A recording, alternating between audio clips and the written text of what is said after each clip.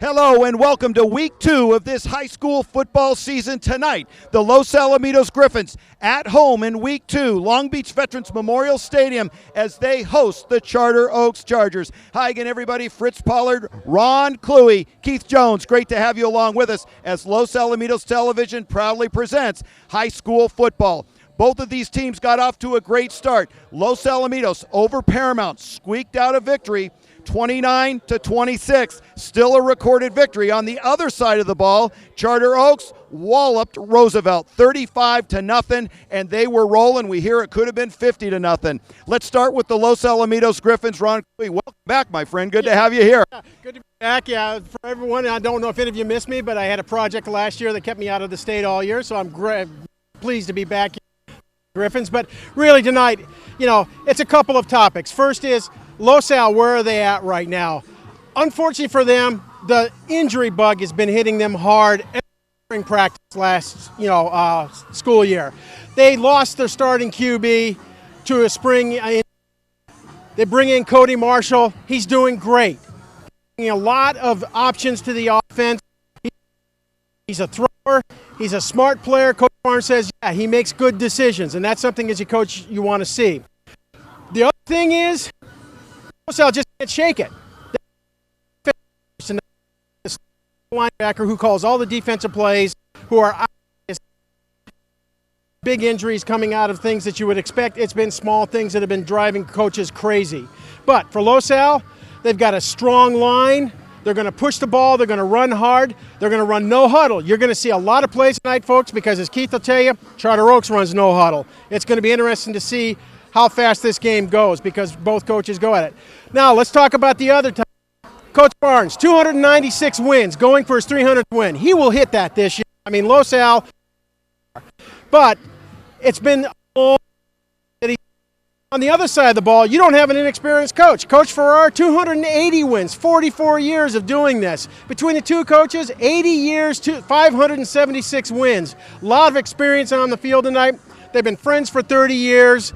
This is going to be a fun game to watch. Well, fun game, and there's going to be a lot to watch. We're expecting as many as 150 plays. It might look like Oregon on both sides as they just run and gun. No huddle. In fact, Coach Farrar said they actually have 3 speeds of offense. It's going to be exciting. Yeah, you know what? The programs are actually very similar, and no surprise, the coaches have been friends for over 30 years. So I'm here to tell you right now, Charter Oak is no joke. It rhymes, it's fun to say, and it is true. You don't know what they're going to do. They run a very, very balanced offense. Last week, 22 plays on the ground, 25 plays in the air. Doesn't get much more balanced than that. And they make you feel sometimes like they score when they feel like it. So it's going to seem very, very similar. Balanced game plan, but it really starts in the air with them. They got more than three-fourths of their yards in the air last week. Brand new starting quarterback, Mr. Corey Brown, number 13 completion on 17 attempts, 145 yards, 3 touchdown passes, and they pulled him out in the fourth quarter. He's not kidding around. They've got a ton of successful wide receivers. Probably the favorite target right now with 2 touchdown passes last week and half of the reception yardage is number 5, Mr. Bryce Bobo. Bryce Bobo. That's just fun to say. I'm sorry. Now, in terms of running the ball, they had 5 guys touch the ball. It is definitely being run by committee, but the chairman of the committee is number 4, Donovan Washington, who had 10 carries, the most on the team. And the sergeant of arms is number 2, Todd Green, with only 3 carries, 45 yards, and some touchdowns in the end zone. So they've got a lot of options on the offense. Now, defensively, these guys can control a running game. 2 sacks, 2 individual sacks last week, 2 individual picks last week. If their defense is as strong as it has been, they may have an opportunity to run up some points on Los Al. They are not kidding around. 2 very similar programs. Who's going to leave here 2-0? Stick around. Watch the Griffins, the Bolts coming up. We'll be right back.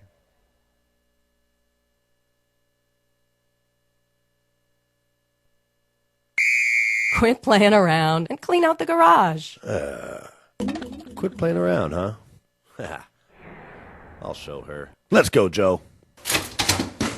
Nice.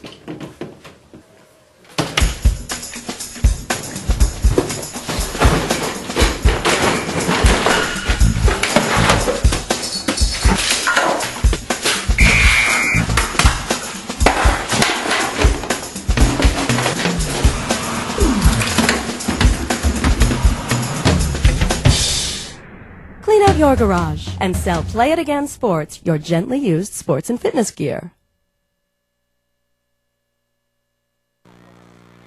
Welcome back, ladies and gentlemen, Long Beach Veterans Memorial Stadium. Let's go downstairs for the coin flip. Heads. What are you going to call? Tails is called. It's heads. You win the toss, you're going to defer. It looks like Los Al won the toss. And as usual, they're going to do the kickoff to start the game and take the second half kickoff. And there are the Charter Oaks Chargers, and they are all set to go after their long drive from Covina. In fact, we had a nice conversation, Ron Cluley, with Coach Farrar about the going back and forth between Coach Barnes. Who's driving to whose stadium? Looks like Barnes won that discussion. Yeah. Coach Farrar was like, wait a moment. Coach Barnes, you already got 7 home games this season. You want me to drive down? Come on, give one up. And there are the Griffins coming out of their mighty Griffin tunnel. John Barnes looking for 2012 to be his 300th win. Yeah, I'll tell you, one of the things that was fun, Fritz, while we're watching the players come out, is talking to both coaches and watching both coaches interact before the game. I mean, they must have talked for 20 minutes just catching up on old times and talking about family and everything else. You can tell these guys, it's more than just the professional respect that goes on. They truly do like each other, and they truly enjoy each other's company. So I think this is going to be a really fun game to watch tonight. Going to be a lot of action, probably very similar coaching styles. Yeah, so let's bring up let's take a look at how long these guys have been around. So most winning active coach in California right now, Bob Ladouceur. I mean, absolutely phenomenal program at Concord de La Salle. But right behind him, John Barnes, 296 wins, 96 losses, 10 ties. And then right there, Lou Farrar, 280 wins, 106 losses, and 5 ties. And then close behind him, Bob Johnson down at Mission Viejo, and then Mike Marujo over at Valencia at 269. So a lot of years coaching out here. And the thing is, too, is with talking to Coach Farrar, is that you really felt like you were talking to Coach Barnes. Exactly. Same attitude towards the program. Absolutely. It's about the kids. It's about getting to develop, enjoying the game, having a long-term string of coaches. As Coach Farrar said, gosh, all my coaches, they're either related to me or they played for me. And he did go down the list. Yeah, so, it's one of those things where you don't keep coaches around for a long time if you're a head coach unless they actually enjoy working with you. It's as I know from having been a booster club president in the past, they don't pay the assistant coaches enough to make them out here for the money. This is all about love of the game and, the guys they work with and the enjoyment they get out of doing this. Well, and as we were talking before the game, for Los Alamitos, for those who have thought about the easy pre-league schedule, maybe not getting them ready for league play, this is probably one of the most competitive Week 2 games we've seen in a long time. In fact, Coach Barnes, for the last couple of years, scheduling Santa Margarita, and those were always challenging games in Week 4 and Week 5, and now Charter Oaks Week 2. That's a big-time step to getting you ready for a very competitive league play. Oh, absolutely. You bring in a league winner who went 10-2 last year, got to the third round of the playoffs at the level that they play at. I mean, this is a very, very strong team. But, it's one of the things that Los Al needs to look at. I mean, if you can't beat a team like this in Week 2, you're not going to make it deep into the Southwest Division. And, and that's one of the other things I want to talk about, too, is that a big change for the whole Sunset League this year is that over the summer, CIF and the principals decided to move the Sunset League from the Pac-5 down to the Southwest. And while this would normally in the past have been like Div 1 to Div 5, it's not as big a drop-off as people think it is. I mean, those schools that are in the Southwest Division are good schools, play well. But, the reason was that the Sunset League schools were not advancing in the playoffs. They were getting pretty much knocked out in the first rounds. And so the CIF and the principals felt that they needed to move the whole league back down a division in order to allow them to have a more competitive experience in the playoffs. Now, I actually had a chance last week to talk to the head of the booster club for Cypress High School. Ran into him at a place, and I asked him, how do you guys feel about having the Sunset League all of a sudden down in there when you go to the playoffs? And he said, bring them on. We want to play the best. So, it's going to be an interesting year this year because we're going to see a lot of new schools when we get to the playoffs that we haven't seen before. And it opens up some opportunities for Coach Barnes with some of the pre-league games that normally they might not do because they wouldn't want to see these teams in the playoffs. And a kickoff, short kickoff, going to go out of bounds. Well, number 5, Bryce Bobo, back for Charter Oaks. Los Alamitos didn't want to have anything to do with him getting a shot at the return. So let's take a look at the offense for Charter Oaks. At QB, Corey Brown. Receiver, Ronald Thompson. Running back, Aaron Vaughns. The other 2 receivers, Ryan Tolliver, Bryce Bobo, and Brian McIntyre. And on the line, Oscar Perez, Dominic Marchesi, Freddie Gutierrez, Daniel Flores, and Alex Haston. One thing you'll notice about Charter Oaks, like Los Al, not many guys go both ways, only a couple players. So this is a team that's got a lot of capability. Corey Brown threw for 145 yards last week, 76% percentage ratio, 13 of 17. He'll go from the shotgun. Handoff going far side.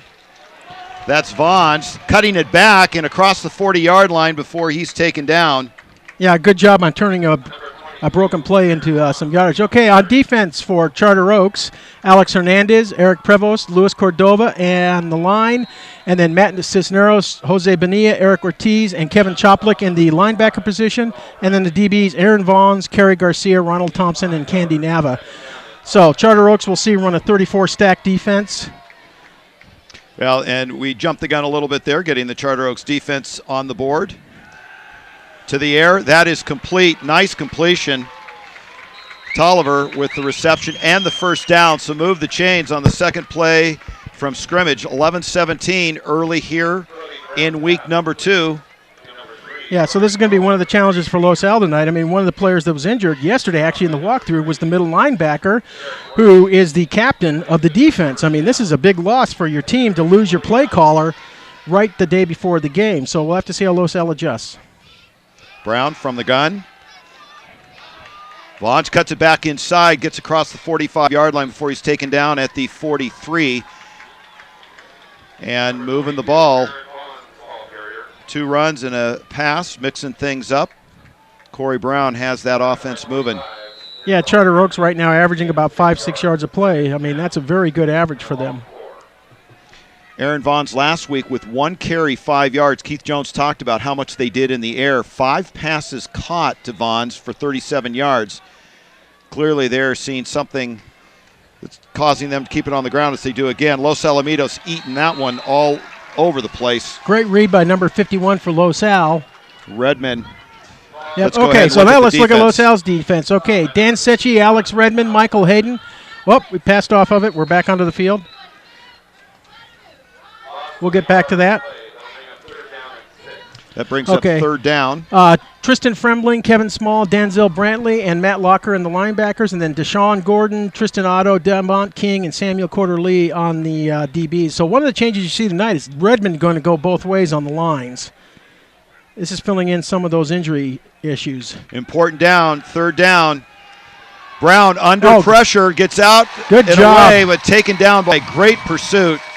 Yeah, and for Los Al, I'm trying to get his number because really he's the one that caused it. Dan Secchi. Number 58. I mean, he just bull rushed the guy. That was Garrett King. He's a captain on the O-line. They pushed him in, and I tell you, he just bull rushed the center, and you watch right there. Pushed him right back into the QB. Broke him out of that pocket. Got a hand on him. Excellent job. Secchi finishes things off. So great stand as Charter Oaks was starting to move the ball. Schneider, good punt coming up to field. That is Pastel. So Los Al will take over on about their own 28-yard line. And let's take a look at the Los Alamitos offense.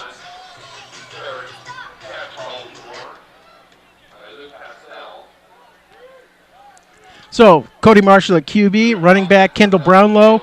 Wide receivers are Deshaun Gordon, Luke Pastel, Adam Zanino, and Josh Davis. And then on the line, Dan Elenoff, Alex Redmond, Garrett King, Lucas Ringheim, and Daniel Santiago.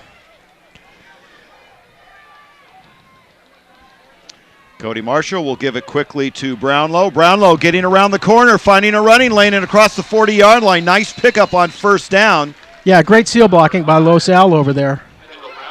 And we have a flag on the play. Oh, this isn't good. This is usually thrown in the area where holding is called. You can see it. They're already signaling the hold.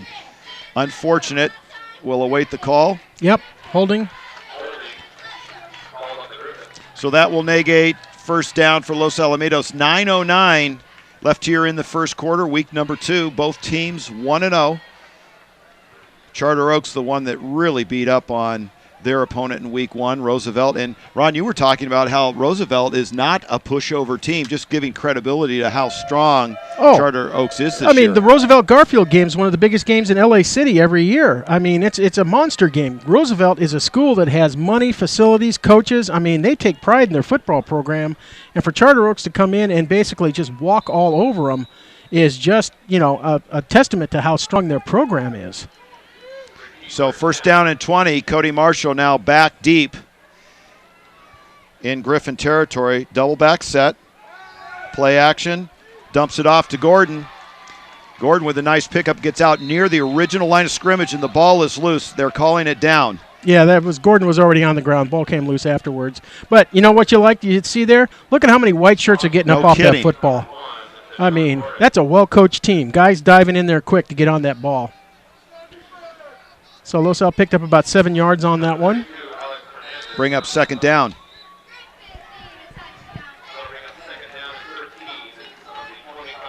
Brownlow, the lone setback. Man jumped on that's offsides. Cordova jumped across the line, so penalty helping Los Alamitos. Yep. College or high school, that's a nothing, but in high school, not college or high school, college or pros, that's nothing. You can get back over the line, but in high school, once you cross the line of scrimmage, it is considered offsides, and off we go. So that helps Los Al out. Now it'll be 2nd and 8 instead of 2nd and 12. 8:19 left here in the first quarter. Coach Barnes prepared us that Cody Marshall will tuck it under and go. Low snap. Brown. Oh, great nice penetration. Play. Boy, Charter Oaks just shot through that line. Was that number 21 for Charter Oaks? Cisneros. Yeah. Had 5 tackles last week, got into the backfield quickly. Yeah, even though they play at 34, I imagine you're going to see those linebackers come up into defensive end positions quite a few times. So you'd expect a passing down for Cody Marshall. Brownlow stays in the backfield, trips on the near side. Gordon is your man in motion. They fake it. Bubble screen, and excellent Eaten pursuit. up. Yep. They've seen that before. Yeah, loss of 2 yards. I'm sure Aaron Vaughn's in on the tackle. I'm sure, Los Al played Charter Oaks about 3 times in passing league this summer, and I'm sure that Coach Farrar has been looking at a lot of film to pick up what the Los Al tendencies are. Okay. Well, and it wasn't one guy. 3 guys were in on that stop. So Los Al is going to be punting. Blake Johnson back there. He's a sophomore.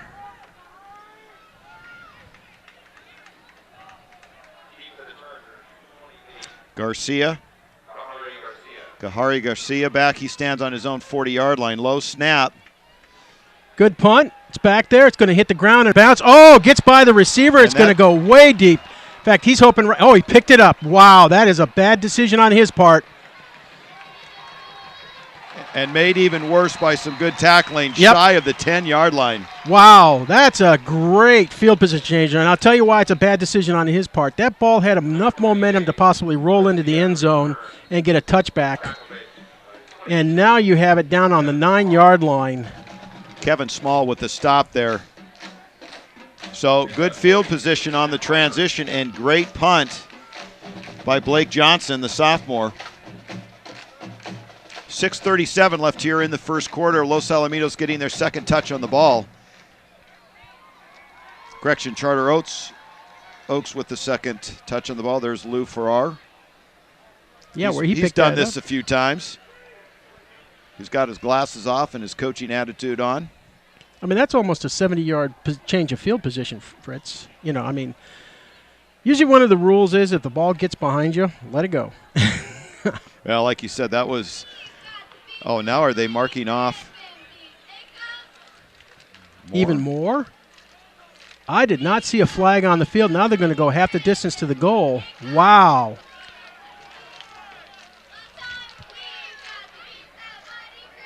Offsides on Charter Oaks, we're hearing.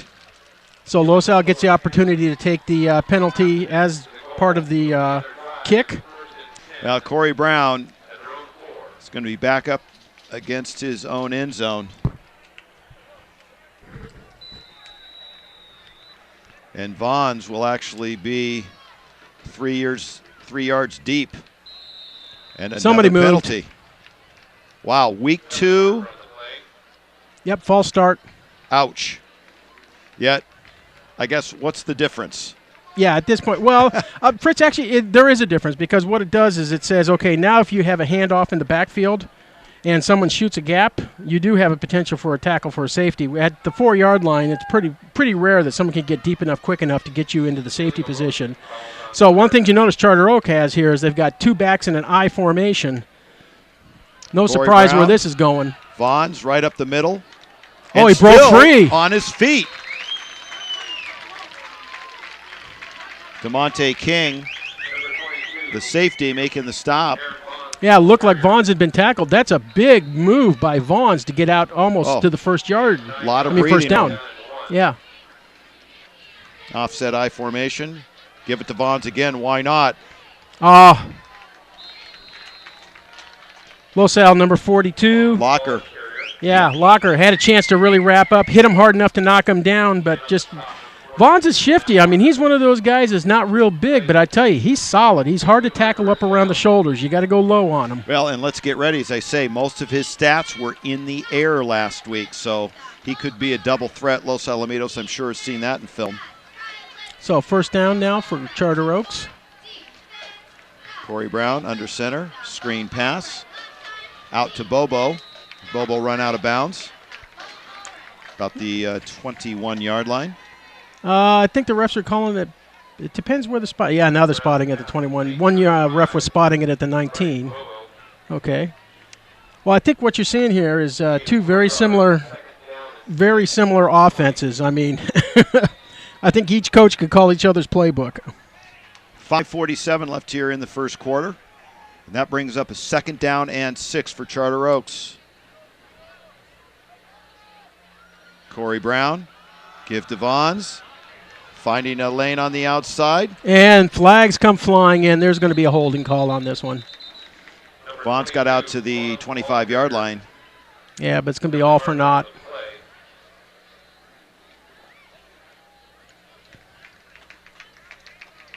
So Charter Oaks just shooting themselves in the foot. Yeah. Misplays the punt. Backs themselves up. Offsides penalty to boot. Got out of the basement fairly well. Now they're moving backwards again. So they're dropping the flag at the 21-yard line as the point of infraction, so they should move the ball back to the 11-yard line. Yeah, this is something you don't expect to see. I mean, Charter Oaks last week, showed a very disciplined team. 3 penalties in this drive alone. 5:40 left here in the first quarter. And Corey Brown hasn't put it in the air, likely due to field position. No, this is a pretty dangerous location when you know you play a team that practices every week against the pass. And Vons is the lone setback. Delayed handoff. Finds a lane. Oh, great cut. He's got space and he can move. Foot race.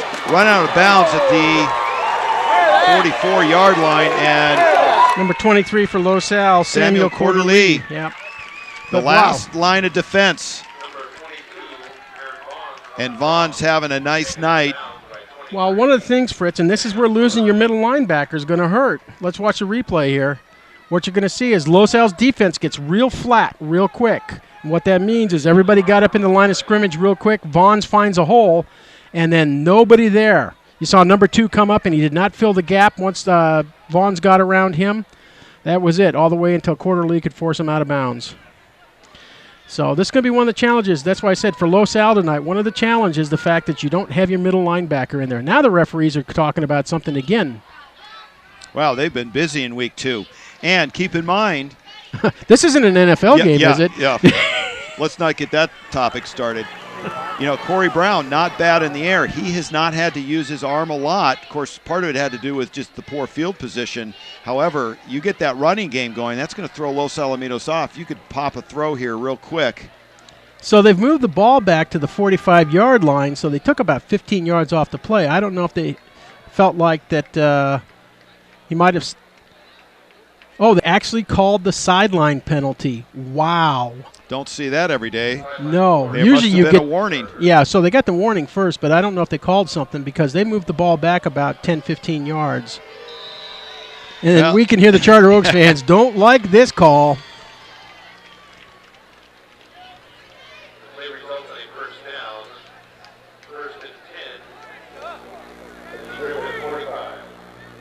Well, the players may be going no huddle, but not the referees. Yeah, we thought this game was going to move. The referees had another plan. Yep. 5:17 left here in the first quarter. Ball sits on the 45-yard line. Brown. Delay again, handoff. And that was the one that broke it for the big play. And look at the running strength Wow, of strong Aaron kid. Bonds. Wow, he had 3 guys get hands on him, grab his jerseys. And, I mean, they could not bring him down. Brantley with the stop. Yeah. And he's not a overly imposing running back, but very fast. And as you say, you got to tackle him low. 4:49. So the only thing I'm going to ask a question on, Fritz, is Vaughn's going both ways. What's it going to look like in the third and fourth quarter? Again, handoff to the outside. Just finds a running lane. Los Al can't stop him. And Boy, they're picking on the left side.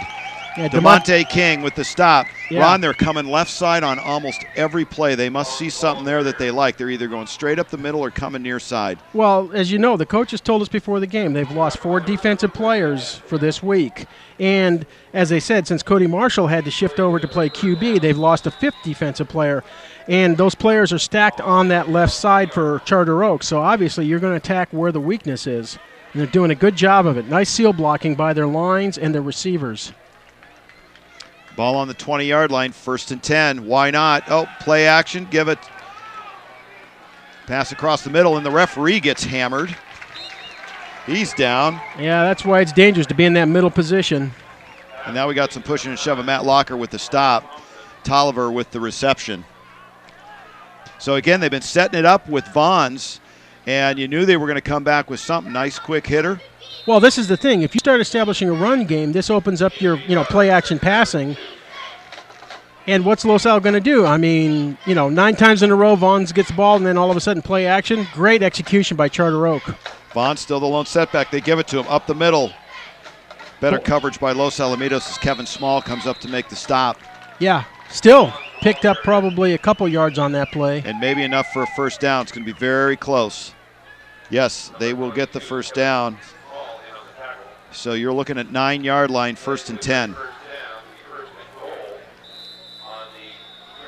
I'm going to vote, Ron, for the All Vons show. Yeah, I think they're going to ride that horse as long as they can. How many times have you said that? We'll run it until you stop it. Yep. That used to be Coach Volnagel's philosophy. Goes right side. Haven't gone good that job. direction. Good job by the Los Al defensive lineman there. Kevin Small looks like he may, or Sechi comes up to make the stop. That's one of the few times I've seen where like a hand grab in a shirt was enough to stop Vons. But again, this may be this issue of, okay, how much gas does the guy have?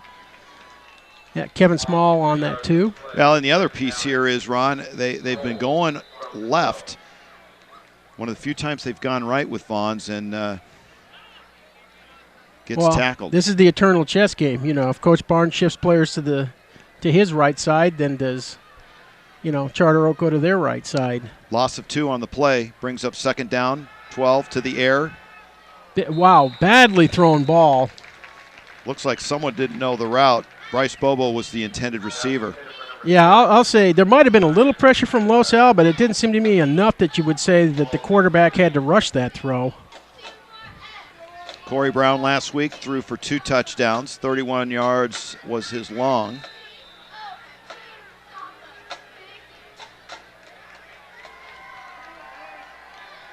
Important down They've driven the whole field. This has been a long drive. Consumed a good part of the first quarter here.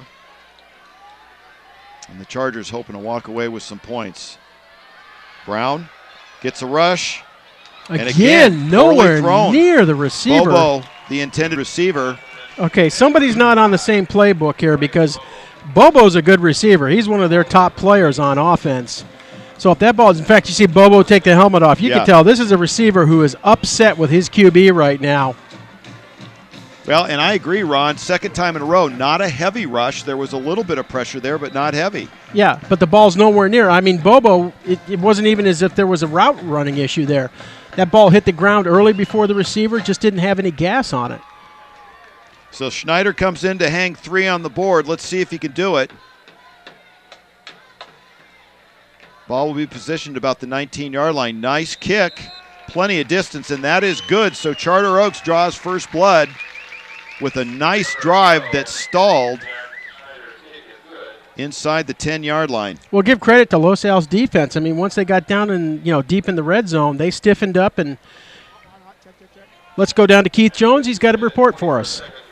During the pre-show, we talked about how Charter Oak has several running backs touching the ball. Devon Washington getting most of the touches. We didn't mention number 22, who did the lion's share of the ball carrying this round. Turns out, before the season opener last week, he got in a car accident, and although he was okay, he was a little shaken, a little frazzled at the game, and they didn't use him that much, but looks like they're using him tonight. Okay, well, that's actually pretty interesting to know because, usually you sit there and wonder why a guy gets changed out on a position, especially early in the season. So, if your starter, involved in a car accident the day before the game or so, wow. Okay, so we have Brownlow and Gordon back for Los Al. A little bit of speed back there. We'll see what kind of leg that Charter Oaks kicker has here. Schneider, let's see how he does. Although it looks here like he's setting up for almost an onside. Short kick again. And boy, out of bounds. I tell you guys, it doesn't do any good to hit the short kick if you're going to give him the ball at the 35. That kind of defeats the purpose. Well, I was just going to say, a page taken out of Barnes' book of the last series. Yeah. However, dangerous return men get in you coaches' can respect heads. it as return men, but you got to tell your kicker, pop it way up in the air so that by the time it comes down, your guys are standing there waiting for it. So Los Alamitos will pick up on the good field position. 2:24 left here in the first quarter. And only the second possession of the game for Los Alamitos upcoming. Mark the ball at the 35-yard line. And Cody Marshall with his lone setback. Brownlow going to try to get something started. Gordon is your man in motion. They fake it. Going right to the air. Oh, this is all going to be for naught. Oh, even had it been caught, there was a flag thrown. In all probability. Josh Davis, the intended receiver there. Flag on the play.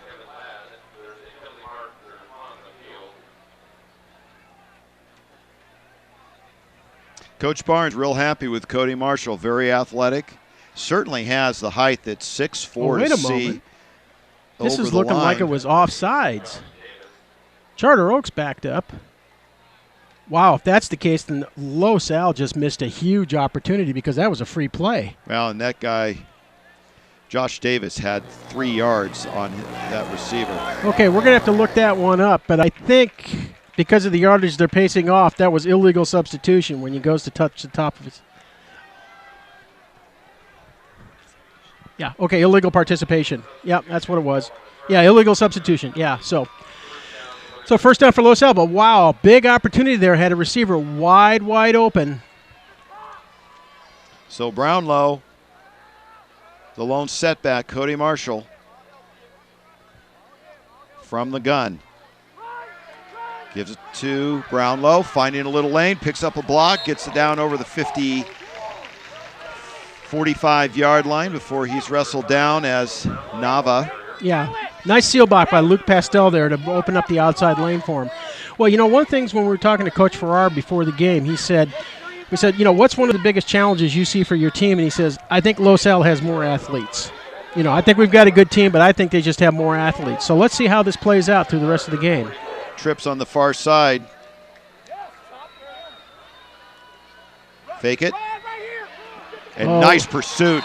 It looked like Cody Marshall was going to try to run it, and Prevost blew that up. Yeah, right in there on him. No chance. Would you agree, Ron? Did it look like Cody Marshall was going to Yeah, he was going to go and tuck it under and just basically do a quarterback draw, but he was looking at a guy right in the face, and I imagine during film review tomorrow they're going to say somebody missed a blocking assignment. Brings up 2nd down and 4. Correction, 3rd down and 10. Scoreboard is struggling through their 2nd week.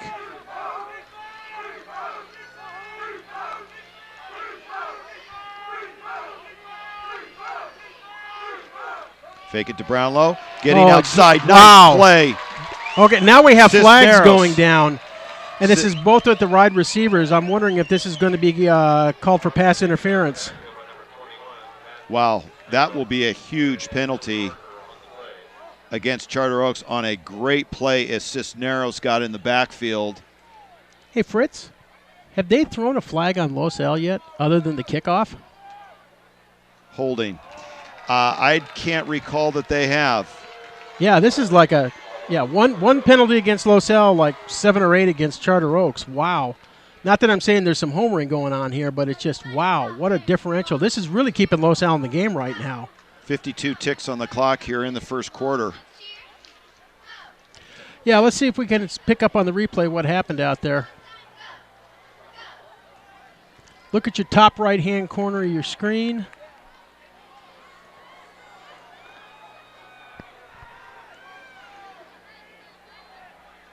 Oh, yeah, you can't bulldog him to the ground. I was going to say, it's the WWF. Yeah. So, you got to say, the plays that have been called so far against Charter Oaks, I mean, they're not ticky-tack penalties. The refs are calling a good game. It's just a lot of action going on out there. So, Cody Marshall capitalizing on penalties. And getting a heavy rush. Going to tuck it under. Puts it up. This is a bad throw. Intercepted. You could see that from a mile. Or are they going to say, are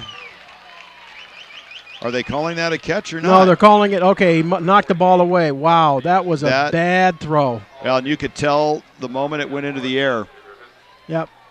Cody Marshall pushing off to his back foot, jumping up in the air, and just basically trying to shot put the ball downfield, and that never ends up usually well for the offense. Alex Powell with a near interception. Los Al got lucky there. And Garcia back for Charter Oaks. He'll stand on about his 20-yard line. I tell you, in this case, I would tell the punter, just put it in the end zone. Blake Johnson. Oh, way too much. Oh, that's going to be a flag. Holy cow, how can that not be called? And Blake Johnson is down. Now, I don't know how much of that is oh, no, he got theatrics. Hit. How can that? Okay, the referee, he's telling Coach Barnes, I saw him, he's saying, hey, there was contact on the ball, and that's true. Once you get contact on the ball, you're allowed to hit the punter. Let's watch the replay on it. He took a lot of time. No, I'm going to say, let's run that real slow right there. Okay, try to go super slow-mo. No, he went under the player. Okay, referee missed that one. He never touched the ball. That was a big-time hit, too. That wasn't just that should have been a 15-yarder, but you know what? That's the way it goes. Well, seesaw battle. We haven't seen much offense on either side. Defenses came to play tonight. Again, Vaughn carrying the ball, but this time Los Al really packed the middle. You know, this is one of the things I expect, Fritz, is that Los Al's coordinators and defensive coaches, they're going to start making adjustments. Matt Locker on the tackle there. 6'5", 225 sophomore. Oh, I want to see that player in 2 years' time. Okay, I'm being told by my spotter, 6'3". Got to get better glasses up here in the booth.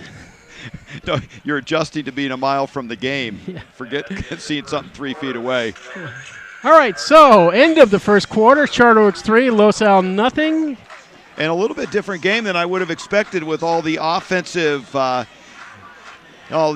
discussion with the coaches. So we'll have to see what the second quarter holds. Okay. So we're going to step aside for just a moment. We'll be right back. Worthington Lissack Insurance Services has been serving your area for over 20 years. Our friendly staff will work with you to come up with a policy that works best for you. We work with Mercury, Safeco, Progressive, Fireman's Fund, and the Hartford. We offer coverage for auto and home insurance for homeowners, condos, and renters.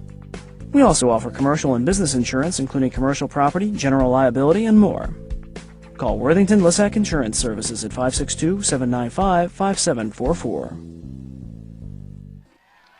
Welcome back to the second quarter here at Long Beach Veterans Memorial Stadium. It's week 2. Keith Jones downstairs, Ron Cluey, Fritz Pollard. Glad to have you along. Our first telecast of the 2012 season. And we're locked in a defensive penalty-ridden game.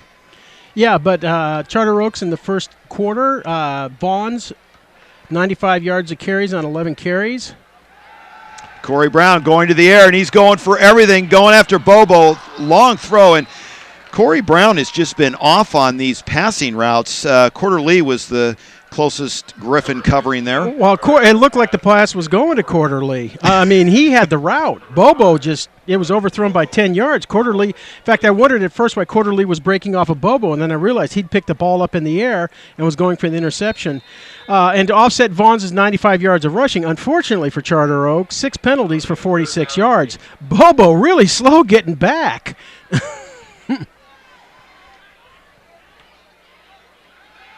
Oh, this isn't looking good. Oh, wow. How did he break that? Oh, Los Al had a huge opportunity there to put the quarterback down on the 1-yard line. A great jump by number 55 for Los Al, Lucas Ringheim. So near loss of yardage I'm sorry, there. I missed the number there. It's 53. Lopez had a great jump on that, had an opportunity to take the quarterback down at the 1-yard line. So Charter Oak and a punt. Could be good field position for Los Alamitos. You would expect. Well, one thing I'm going to look for on this one, Fritz, is to see if Los Al brings a hard rush on this punt. Pastel stands on his 46. They almost got the ball.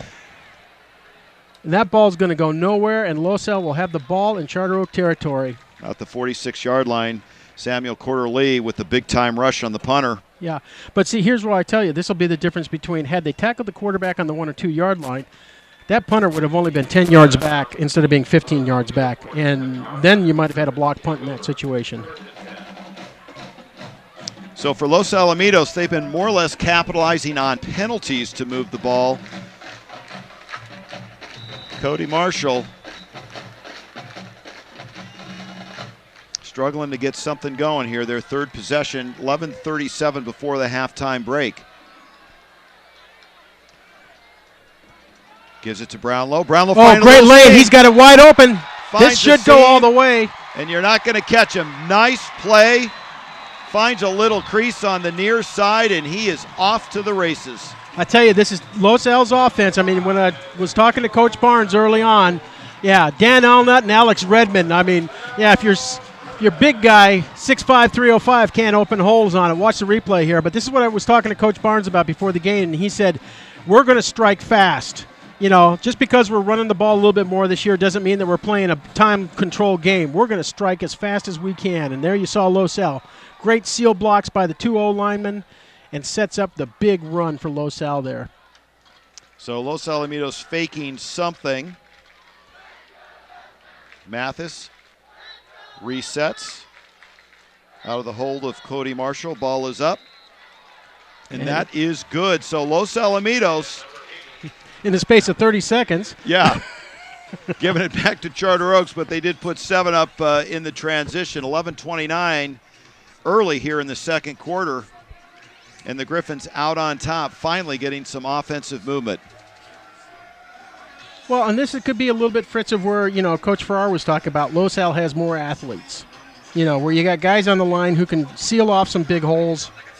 Then you have a running back who you just flat out, you know, break the speed down the field. And let's also remember that Molina is their starter who was dinged up last week. Yeah. So Brownlow is really your second guy in. Great run. Okay, different angle for that run. Again, you see Brownlow gets the ball and just blasts it. Look at that seal. I mean, no chance at all to go after that. And in fact, yeah, Eric Rodebush also in on that. Great blocking by the O-line. And we have from a very good source that although it says 260 in the program, that you might add about 30 to that number. Okay, this time the ball's up in the air, pushing out the left. Okay, Los Al better make a tackle here. Vaughns was the up receiver on the far side, and the short kick went to the wrong guy. You don't want to be kicking it to 22. I'll tell you what, Fritz, if they keep working Vaughns the way they do, I can tell you one player who's going to sleep on the bus ride back up to the Valley. No kidding, although he has been dangerous and damaging to Los Alamitos tonight. So let's see how Los Al's defense comes out now with a fast strike by the O.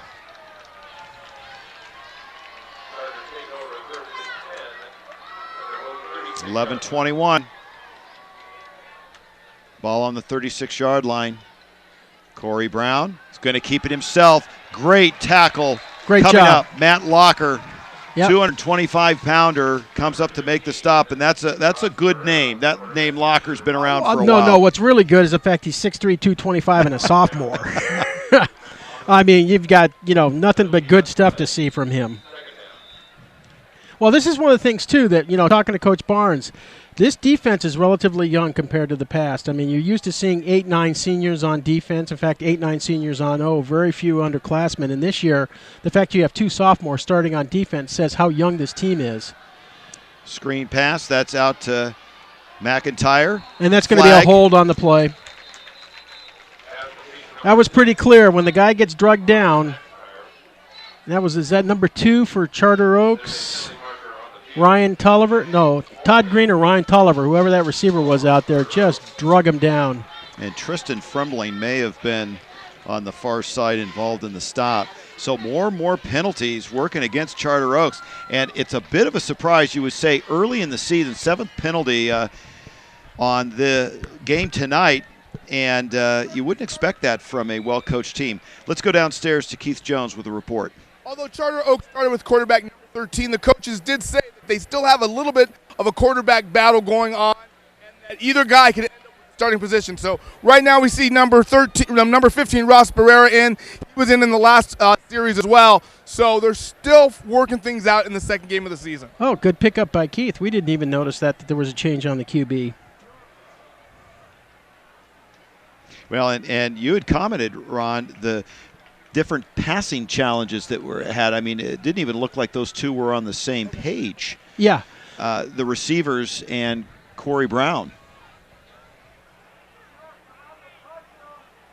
So Barrera, number 15, coming in to see if he can change the outcome. We've noticed it most in the air.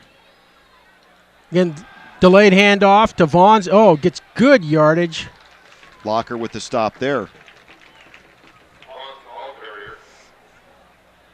Still going to be 3rd and very long for Charter Oaks. Almost 50, 3rd and 15 it looks like.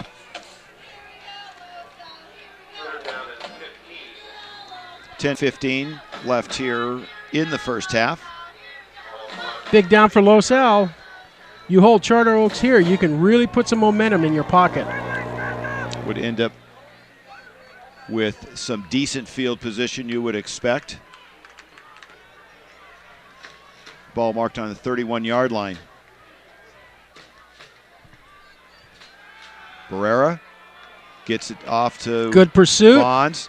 And there's more Dan Seishi with the tackle. That's maybe why we've seen more of that passing stat for Vaughns, although he looks a little dinged on that play. Well, I think 8 guys hit him. I mean, and I'll say that's great. That's, again, pursuit is what you want to see. You want to see guys going to the ball.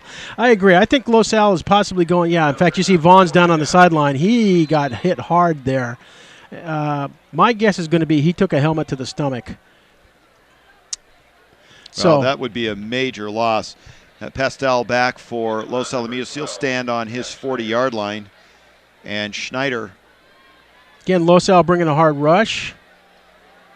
Pastel would be best to just let that go. Yeah, and it goes and out of to the bounds. sideline. Roughly 30-yard line. So Los Alamitos will have decent field position, and Charter Oaks now concerned about Vaughns.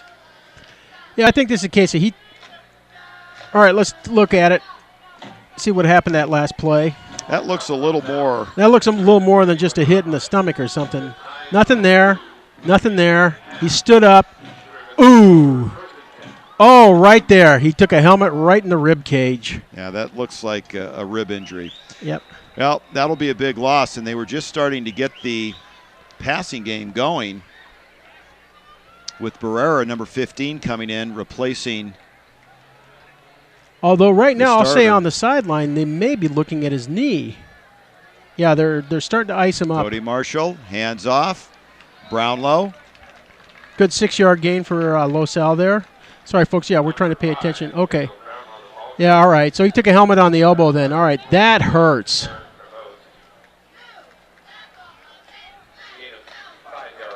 So pick up a 5 on first down for Los Alamitos.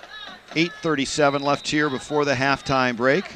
Boy, you hate to see that happen, a key player for the other team. Although Vaughn's just trying to get up and walk around. It may have been just a singer on the elbow. Now he's got the helmet back on. Cody Marshall, Brownlow, up the middle, fighting for extra yards. May have picked up 1. Choplick with the tackle.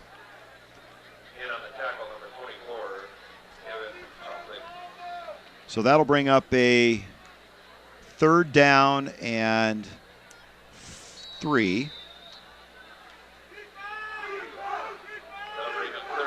This would be a good down for Los Alamitos to convert, keep this drive alive, and manage that clock a little bit more before the halftime break.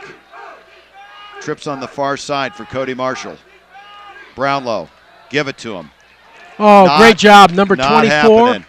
Yep, Choplick again. Yep. Nice stop. Really came up hard on that one.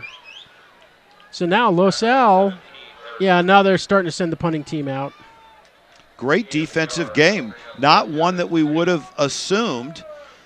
Given that both teams are really offense-oriented. Okay, Kari Garcia going back. Well, let's see if Los Al gets another great bounce on the punt.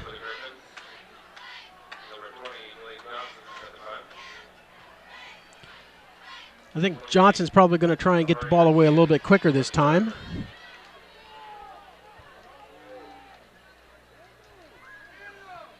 Low snap, flag on the play. Boy, another flag. And the receiver falls down, then picks up the ball and has someone right there held up, and he will go down. Garcia, another mistake on a punt. Yeah, I'm going to tell you, maybe Charter Oaks feels confident enough in this player that they've told him, okay, he's got the green light whenever he thinks he can do something. But I tell you, well, they're moving backwards, and Los Alamitos assessed with the penalty. Somebody moved. Then they're going to have to re-kick. Yeah, the big coach's book of theory says, okay, you always tell your player if he's receiving a punt, if it gets over your head, you let it go.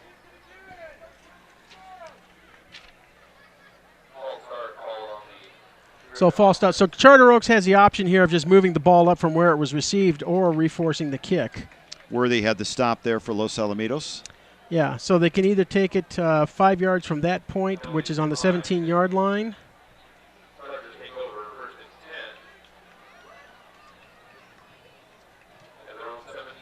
So Vons is back in. Good sign for Charter Oaks. So I guess Charter Oaks is waving off the penalty.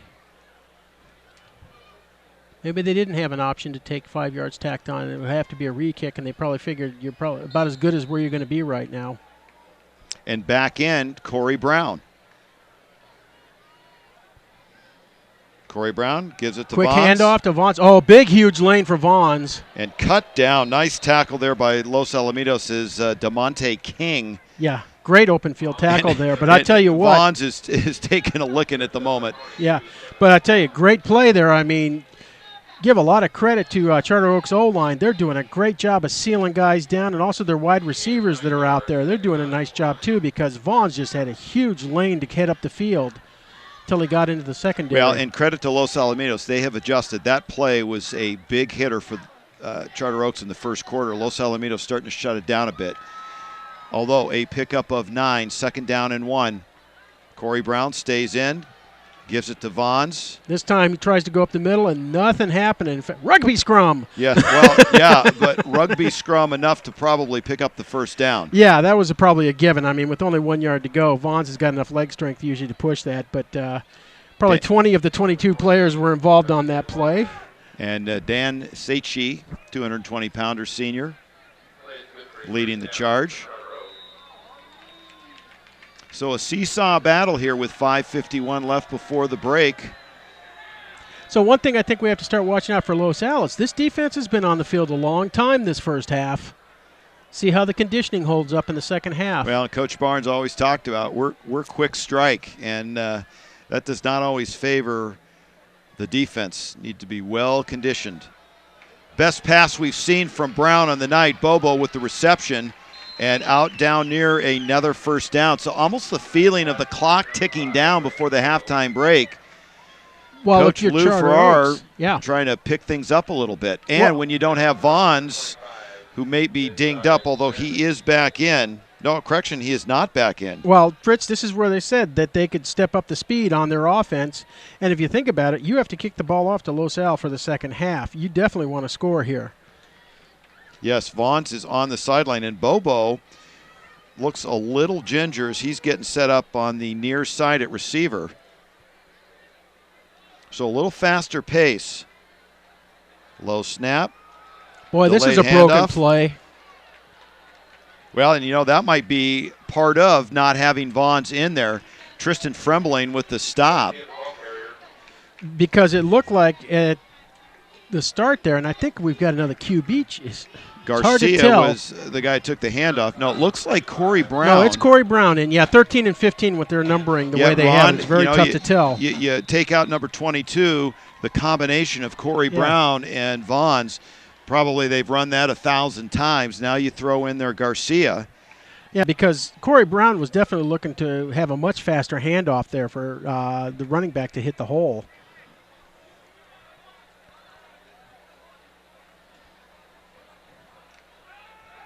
Brown rolling out. Redmond in there on the big tackle. And it was number 33 for Los Al. Tolliver, the intended receiver. Dan Sechi just leveled the quarterback on that play. And now comes in Vons. All of this is being set up, Ron, because Vons isn't in there. He is such a threat, and you can tell they're a little bit out of sync with him out. He's coming back in now. And out comes Garcia.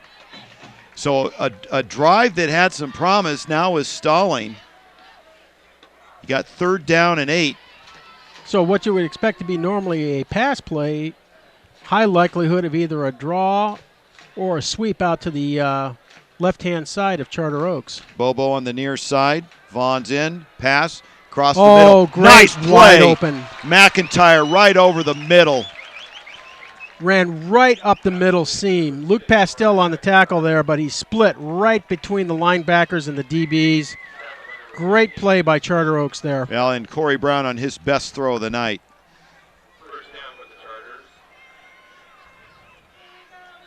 So moving the chain, and now with 4 minutes left in the second quarter, ball on the 35-yard line. Charter Oaks has something going. Oh, Vaughn almost lost a handle on the ball there. Slows him up for a second. Los Al able to cover, but still a 3-yard pickup. Matt Locker with the stop. Number 22, Aaron Vaughn, ball carrier. Brought down by 42. And for Charter Oaks, the way they're moving the ball, they'll chew up most of this clock, although they do have to be a little bit focused on the time and not letting it get too much further down. They have not been a quick strike offense. Of course, they stalled their last big drive, turned into a field goal. Trips on the near side, looking at 2nd down and 8. Oh, Corey Brown just runs by the tackler there, gets to the outside. McIntyre with the catch. So, darn near a broken play as Brown was under a huge rush. Kevin Small coming in to make the tackle. And again, time, something to be focused on. 3:03 left before the break. Clock is stopped, and now they start it. That's the second time Smalls had a chance to tackle the quarterback deep for a huge loss and has missed on that opportunity. Tristan Frembling also involved. Corey Brown surveying things. McIntyre. Oh, boy, totally blown handoff, but it looks like Vaughn's going to maybe make this an opportunity. Pushed out of bounds at the 2-yard line. Yeah, almost that mix-up in the handoff may have actually thrown off the timing a little bit of Los Alamitos. Yeah, one thing I like about Vaughn's is that he really takes the time to see what his blocking is setting up for him. Derek Worthy for the tackle there. So he really looks for that opening, whether it's to the outside or inside, and, doing a great job of running the ball right now. And I tell you, Charter Oaks with just under 3 minutes is in excellent position with 1st and goal on the 5-yard line. So Los Alamitos backed up. Going to give it to Vons. Why not? Runs into a pile. I think we could pretty much call all of the defensive front on that one. Yep. That's just basic. Okay, let's see if our line can move your line. So gain of 1 yard on the play. That'll move the ball now down to the 3-yard line. Well, Fritz, this is what I'm going to tell you for Los Al. Losing your middle linebacker the day before the game, this is where you're going to see it really hurts. Small's trying to step up, do a good job. He's getting some big plays. Touchdown, Charter Oaks. Yeah. Vons. Dives right through, goes off tackle. But, just doesn't have that time with the team to get that smoothness that you expect. People always talk about offenses, how you have to have time together between the QB and the receivers and the running back, and the O-line has to work together. Well, it works the same way on the defense. You take out that captain, that center guy, that's a big impact on that on that team, and really changes the whole dynamic of the defense. Schneider looking to tack on the extra point. Snap back, ball down, kick is up. And should have been good. No good. That is no good. Wow. Delay on that call. So that could play an interesting role, as a missed extra point oftentimes does in a tight game. And with 2:19 left before the break, Coach Barnes and his offense, plenty of time to make something happen. Well, yeah, it only took, 22 seconds the last time, so we'll see how this one goes. Nice night out tonight. Beautiful weather in Southern California. Oh, yeah, still a little feeling of summer in the air. And that'll give way to cooler nights upcoming. One of these two teams looking to keep their perfect season alive. Yeah, nice attendance by the Los Al fans tonight, and I've got to say, for having to come in all the way from San Gabriel Valley, there's actually a decent contingent of Charter Oaks fans here. Derek Worthy back to receive deep. Short kick. And a little bit of a mix-up on who's going to take it. Brownlow was up in there too, number 5. Deshaun Gordon got the kick and a short gain.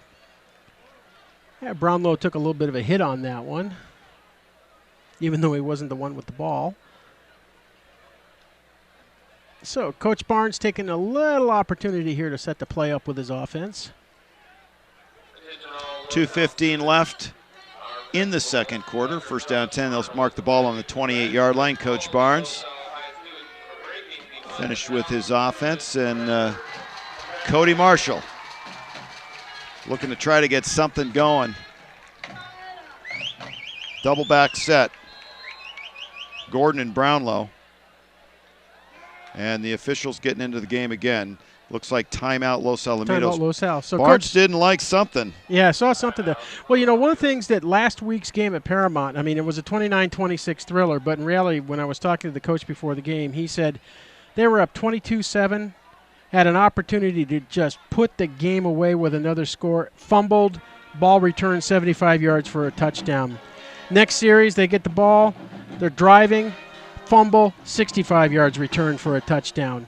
So in the space of 3 plays, he said, we go from being up 22-7 to being down 20, down to Paramount, and it changed the whole complexion of the game. So I'm sure he's probably working with his guys and reminding them, okay, a little over 2 minutes left for the half.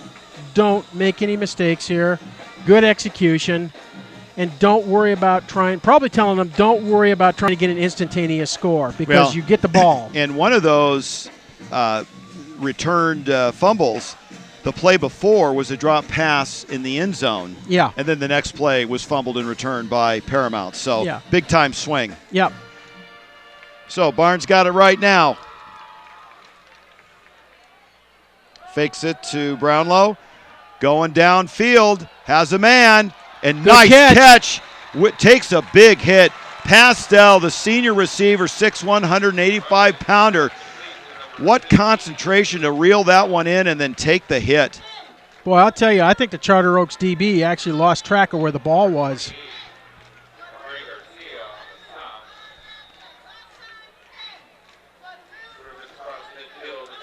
So quick strike, best throw of the night for Cody Marshall. Oh, this is Brownlow wrapped up deep.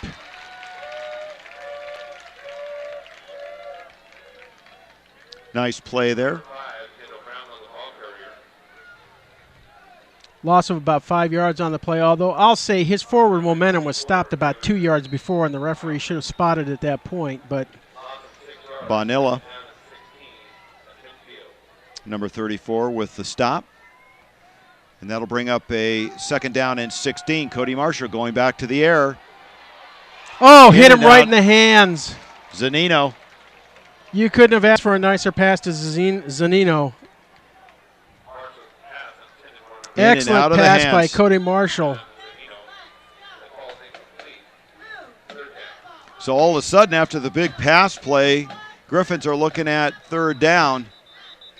Well, I'll tell you one thing I'm seeing right here is it definitely looks like the Los Al coaches think they can attack the safeties of Charter Oaks on the pass plays. They're not going after the corners, but they're going after the safeties. Well, now the clock says 8 minutes. So, as I said, week number 2, everyone's working the kinks out. Because the down and yardage marker has not been helping the announcing crew all night, I'll tell you that much.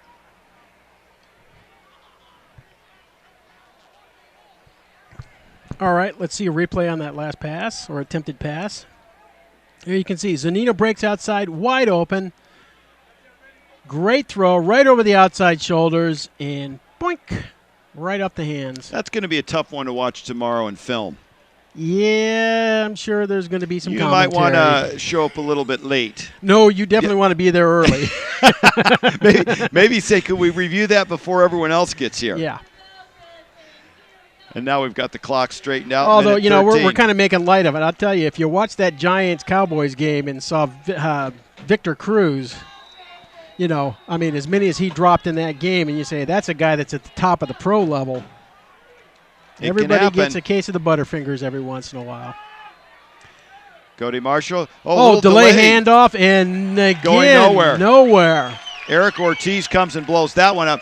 Now, Ron, you've got 1:04 left, clock ticking. Would you dare consider going for it on 4th down? I mean, well, no, they lost more on that. You haven't forget seen, that. Yeah, you haven't seen anything from Charter Oaks that says they're going to bust a big play on you. And Charter Oaks calling timeout. Want to think this over? Well, and that was another loss. You know, interesting call by Los Al to do the real, you know, the very, I'll call very delayed draw play.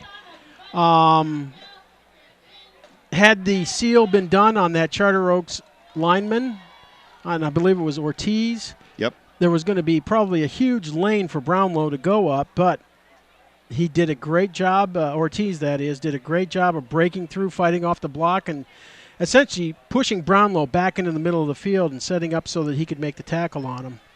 An even minute left on the clock. Charter Oaks wanting to talk about it. They're hoping for a minute series that can end in a score. I think I'm watching the Charter Oaks coach telling his receiver there going, if that ball's over your head, don't pick it up.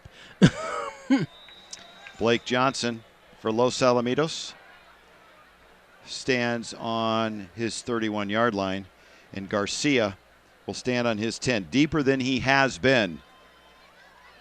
Taking the coaching to heart. Not low bad, punt, going to hit and bounce. Gets by him. If he picks this up, he's crazy. Oh, this could be a safety. Are you kidding me? This will be an interesting. Oh, they're going to mark it down at the 1 yard line, which I don't know about that. Derek Worthy got down him. I'm going to tell you something. Wow, I want to see a replay on this. They're saying he did a carryover. Okay, if I'm the Charter Oaks coach, I don't know who that was that just went to receive that ball.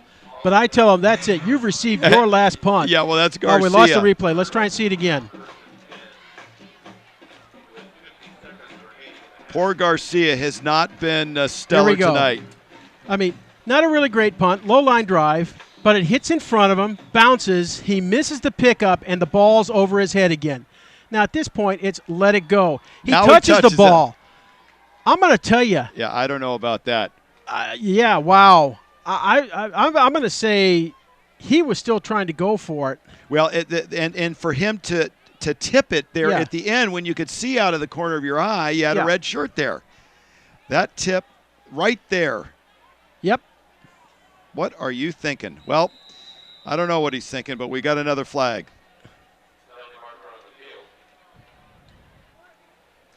Criminy sakes. Well, so how can you move it from the half-yard line to the quarter-yard line? Well, they just did. It's a 6-inch adjustment. Yeah. Hey, they say it's a game of inches. I mean, you have to keep the tail of the football off the white line because then technically it is in the end zone. 50 ticks left, and now they want to talk about it. Well, and if you're the Chargers, you don't want to end up making a mistake back here and giving that safety up. So you do need to get a play. Of course, Vaughn's was your key down here at this end. But I'm stunned by Garcia, what he's been doing back there, because all he had to do was block Derek Worthy off the ball, and it was into the end zone, 20-yard line. Okay, no problem. You can run out the clock. You can make a big play. You can try and do a deep throw downfield. No issues. Now you're sitting on your own, basically 1 foot line. I mean, you have a bobbled snap. Anything else happens back in there, Los Al's tied the game up.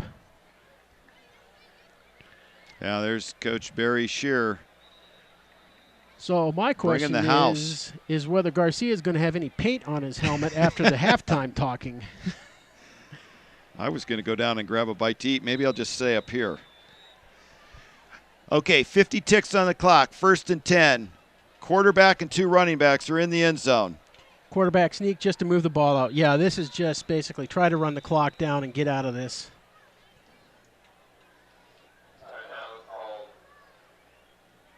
So Los Alamitos now calling timeout. Smart move. They had 2 timeouts, so they still have 1 left. And maybe that ball got out to the 1 yard line. Yeah. They're going to put the pressure on Charter Oaks here to say, okay, if you don't move the ball, we're probably going to get it back with maybe 20, 25 seconds left. And should be in pretty good field position.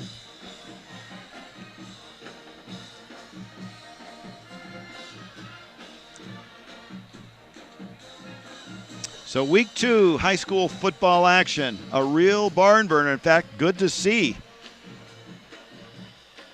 Yeah, not as high scoring as we thought it was, but you know what? It's still been an entertaining game.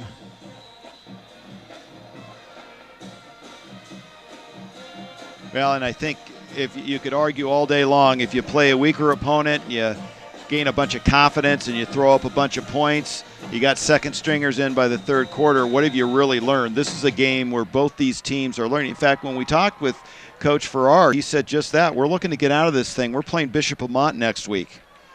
Back-to-back 2 big opponents. Corey Brown leaning forward.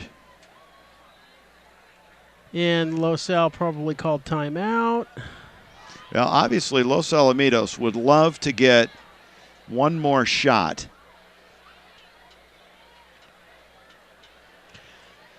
So 39 seconds left. Los Al should be out of timeouts. And that'll bring up 3rd down. They did get out to the 2 yard line. Thing is let's see, they will take the snap. Depends how quick they set the ball. Los Al might get the ball back with maybe 5 seconds.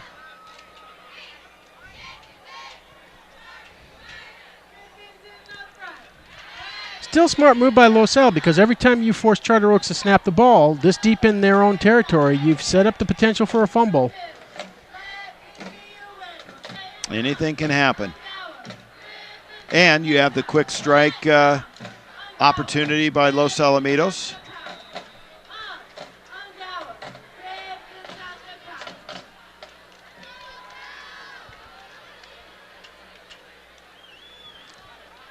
Got a Los Alamitos player on the far side, getting a little attention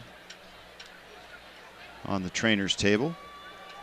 So looking now at 3rd down and 9.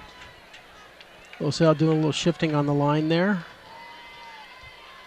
Again, Brown. just quarterback sneak. Don't make any mistakes.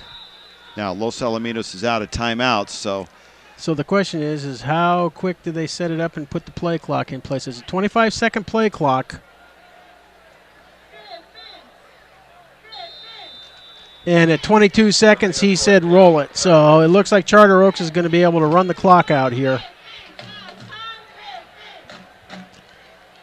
Yeah, they're just milling around in the end zone. They're waiting for the time to run out. And Los Al setting up for a punt, which is never going to happen. So 2 clicks left, and it is halftime here in week 2. So a slim margin as Charter Oaks put 9 up, Los Alamitos 7, and Los Alamitos will get the ball to start the second quarter. Ron, your thoughts, either side of the ball, first 2 quarters. Okay, on Charter Oaks side, great ball control. Really saw Corey Brown start stepping up the passing game. To me, the thing to look for with Charter Oaks is going to be, okay, how much stamina do they have for the 3rd and 4th quarter, especially Vaughns, who's been running the ball extensively.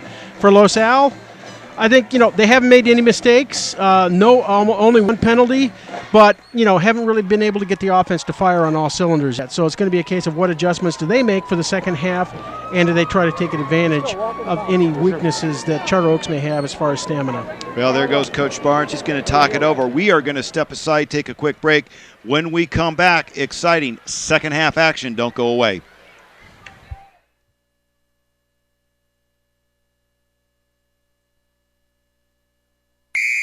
Quit playing around and clean out the garage. Quit playing around, huh? I'll show her. Let's go, Joe.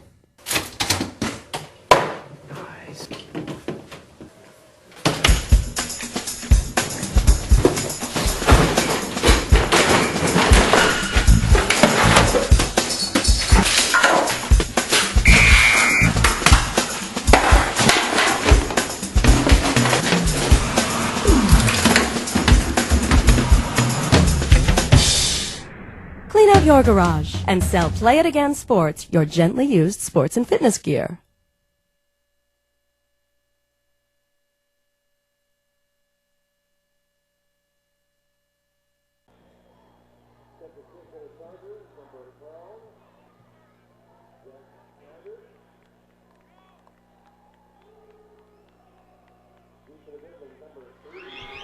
Welcome back to the Vet. Keith Jones, Ron Cluey, Fritz Pollard. Happy to have you along as we are just getting ready for the second half. The Chargers on top, 9-7 over the Griffins. Ron, let's look at some stats. Okay, for Los Al in the first half, Marshall 3 for 5 for 36 yards passing. Brownlow 8 carries for 51 yards and a TD, and that is the entire offense, 87 yards. Los Al was 0 for 4 on third downs. Charter Oaks, Brown was 5 for 9 for 63 yards, and Vaughns, who was the workhorse, 18 carries, 129 yards, and a touchdown. What offset Charter Oaks was 8 penalties for 60 yards. I can't remember the last time Los Al had less than 100 yards on a first half of a game. Brownlow, yep, that's going to be taken by the up man. Gordon hurdles the man, run out of bounds at about the 26-yard line, and Los Alamitos will set up shop. So number 9, Ronald Thompson doing a nice job for Charter Oaks, hustling downfield there and forcing the runner out of bounds.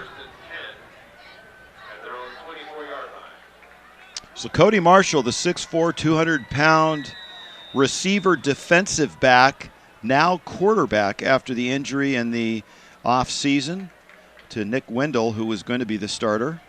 So quite a responsibility on Mr. Marshall. Handed the playbook and the responsibility for taking the Griffins the rest of the way. Gordon on the reverse. Great reverse if he gets the outside. Oh. Found some good room. Yep.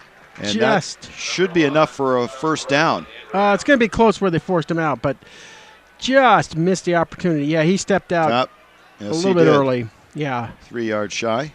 Good play by Los Alamitos. Yeah, and you got to say for Cody Marshall, I mean, to be all of a sudden, you're playing the spring game, you watch your starting QB go down. Ooh, even the ref's limping a little.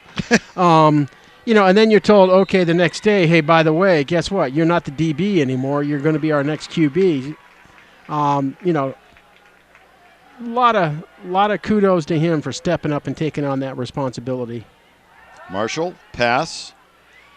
Nicely done. First down. Complete to Josh Davis.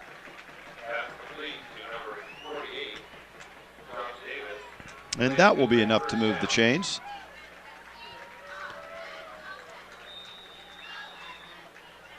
So a little bit more methodical offense than Griffin offenses of the past.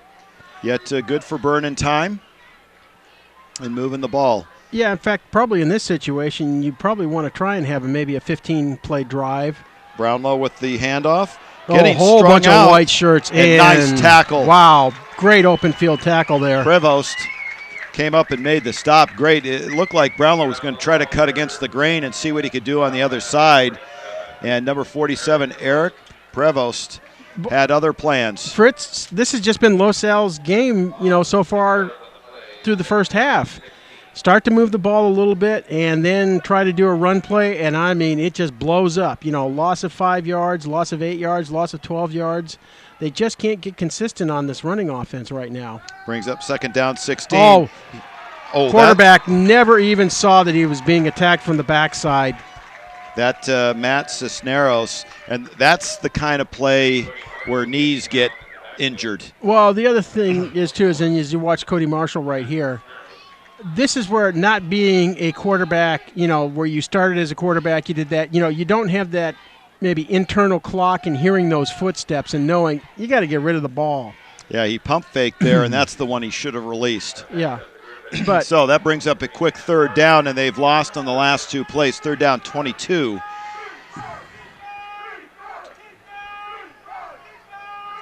And now we have, looks like possibly the O-line moving. That could have been Redmond. False start. Cody Small back in there as part of the running. I'm sorry, Kevin Small, not Cody. I'm thinking of Cody Paul from last year. For a team that didn't see many penalties in the first half, Los Alamitos getting bit by the penalty bug here early in the second half. So now that brings up third down and 27.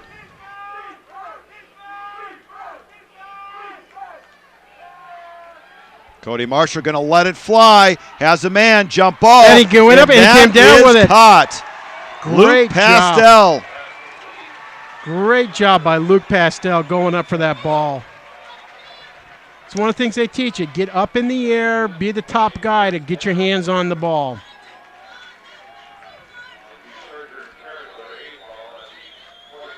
Big pickup, biggest of the night for Los Alamitos on the arm of Cody Marshall. Across the midfield stripe and into Charter Oak territory. Small is your running back. Nice pass out in the flat. That's to Zanino. Yeah, I think Los Al's coaches are seeing they can start attacking these Charter Oaks DBs. Now the pace picking up a little bit. Yeah. I think one of the other things that's interesting to note is how Charter Oaks is basically stacking their defensive line. They're almost going like 3 guys on one side of the center and then 1 guy on the other side in certain situations. It's almost like they want an unbalanced rush. Kevin Small, still your lone setback. They give it to Small. Oh, Small goes nowhere once he's hit by number 17. Ortiz. Yeah. That was a brick wall.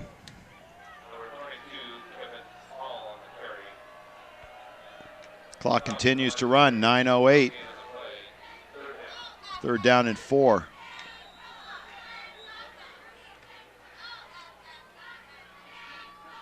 Griffins have moved the ball fairly well between the 30s. They've just struggled to Punch it in now, Cody Marshall. And there you go, number 17 for Los Al, Zanino. From Jumps. the receiver position. Yep. Tough call. So that starts to change things. Cody Marshall was going back up under center. Almost like they were audibilizing. Haven't seen a lot of audibilizing the last 2.5 years. There you see the false start.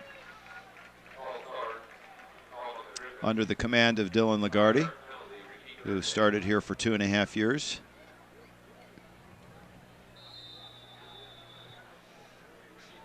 So the clock back underway with 8:46. And Los Alamitos looking down at a 3rd and 8.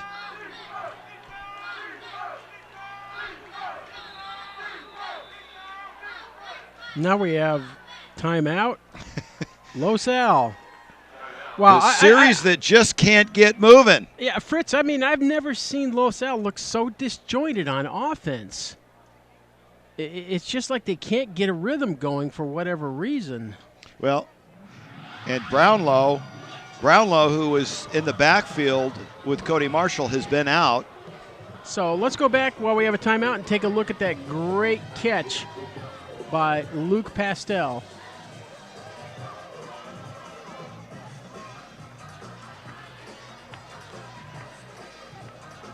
Just throw it with everything you got. Jump ball. Go up, come down. Great job of holding on to it. Nava, the defender on that play. Well, with 8.5 minutes left in the third quarter, I mean, the coaches right now for Los Alamitos really have to be starting to scratch their heads about, okay, what can we do to get these guys to get a rhythm going and start getting some control of this game? Because I'd have to say to this point, I'd give control of the game to Charter Oaks. I mean, Los Al's only offense to date has been basically about the 30 seconds right at the start of the second quarter. 3rd down and 7. Kevin Small remains the lone setback.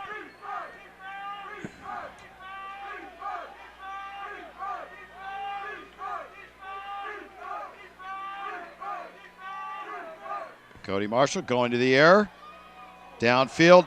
Receiver falls down and gets the flag. Josh Davis does a little politicking. Yeah. Let's watch a replay on that if we have it.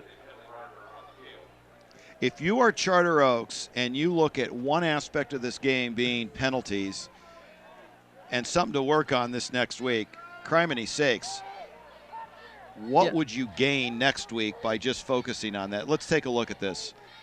Well, it's not only just the penalties that hurt your offense, it's the fact that you're keeping Los Al's offense into the game.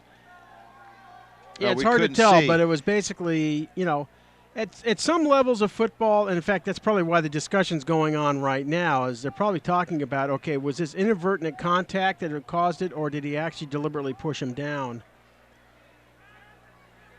Well, Ron, you know, with all due respect to Los Alamitos, I mean, Charter Oaks has literally given Los Al life. Yeah. If you take away those penalties and just critique Los Al on their body of work offensively, this is potentially a different game. Exactly, because one of the things that's helped Los Al has been some critical first downs due to penalties. And there was that unbelievably nice run by Brownlow in the first half for a touchdown. Okay, so they are going to call defensive pass interference. So Los Alamitos gets a big break.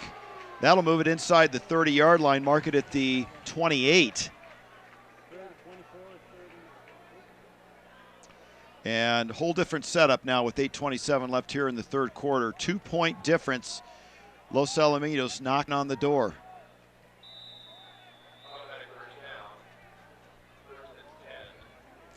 And I'll say, Fritz, you know, a couple of these pass interferences we've seen, this may be the case of where, okay, Los Al's receivers are maybe a little bit quicker than the DBs, and the DBs are trying to play a little tight and give it a little push and shove occasionally. Small with the carry. And I'll tell you, that run, with the exception of Brownlow's run, as we said in the first half, that turned into a touchdown, there have not been many holes in that defensive front for Charter Oaks. No, I agree. Doing a great job on that defensive line. So, Fritz, a question I'm going to ask. I thought maybe Small would come in just to help out with blocking on a certain play, but what's going on with Brownlow?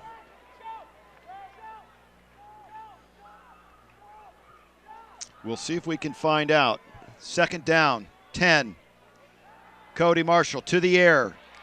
Finds a little time. Not going to happen. Charter Oaks too disciplined. They're keeping people at home. Helmets flying. And another third down and a good coverage by Charter Oaks on that play. No kidding. Cody Marshall had nowhere to throw to, made a smart play, just pulled it down. I mean, sometimes you just have to accept, okay, I'm going to lose a yard or maybe make a yard, out of a play. But if you can't throw it, you can't throw it. Well, and let's keep in mind that Molina was the starter for Los Alamitos. He gets dinged last week. Brownlow has been very productive, scoring the only points, and he's not in the game. We haven't seen him. Yeah, we haven't seen him since pretty much the first series of this second half. Back to the air. Wide open. Nice catch. And touchdown. Okay, this is where I'm going to say, Fritz, this comes into play, is that Los Al has better athletes. I mean, Gordon just ran by that DB. Great play. And we got a helmet stuck on Gordon's pants. Let's take a look at it. And we have a flag on the field. Well, that was the... They're calling touchdown. Well... And then they're calling something probably... Well, I'll tell you, Deshaun Gordon ran out of the end zone, and he had one of the defenders' helmets, the strap, stuck to his pants. Wow. Can we take a look at that, Kirk? Yeah. It was rather strange, and I'm wondering...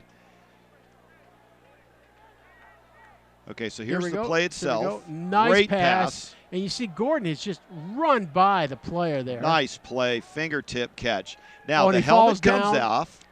It maybe got hooked to the pads. Yeah. Or maybe maybe it was something that happened. So it was after that. I'm trying to figure out what the play is because the slashing motion down. Are they calling some kind of unsportsmanlike conduct?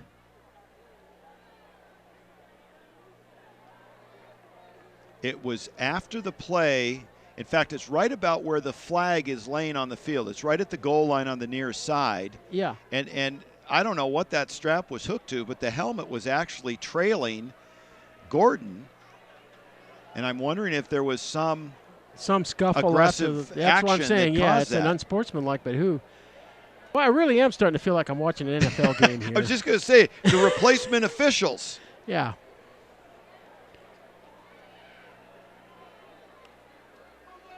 Yeah, now we're hearing it from the crowd.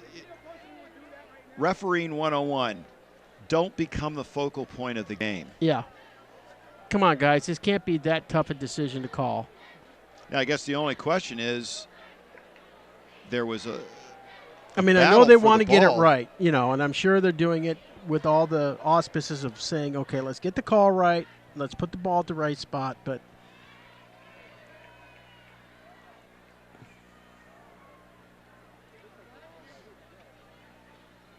they're turning what should have been a fairly fast-paced game into this is going to be a 3-hour slog. Well, and when the explanation takes that long. Yeah, and it's interesting. They're going to Coach Barnes first. Oh, now we have to. Now we've got 3 referees explaining to Coach Barnes. I'm sorry. It takes 3 people. You have 2 of the most experienced coaches in Southern California football on this field. How it can take, any time at all. And I'm waiting for Coach Ferrari just to walk over and go, okay, guys, what's going on? Now, hold on. If they're going to Coach Barnes, giving him the explanation, is there something against the Griffins that they're going to assess? I'm not. No, it may be trying to explain, okay, are they trying to figure out the options if it is considered a personal foul of some kind that do they want to take it on the PAT? Okay, well, now were they debating the touchdown? Now, there was a... No, there's no debate on the touchdown. The score is done.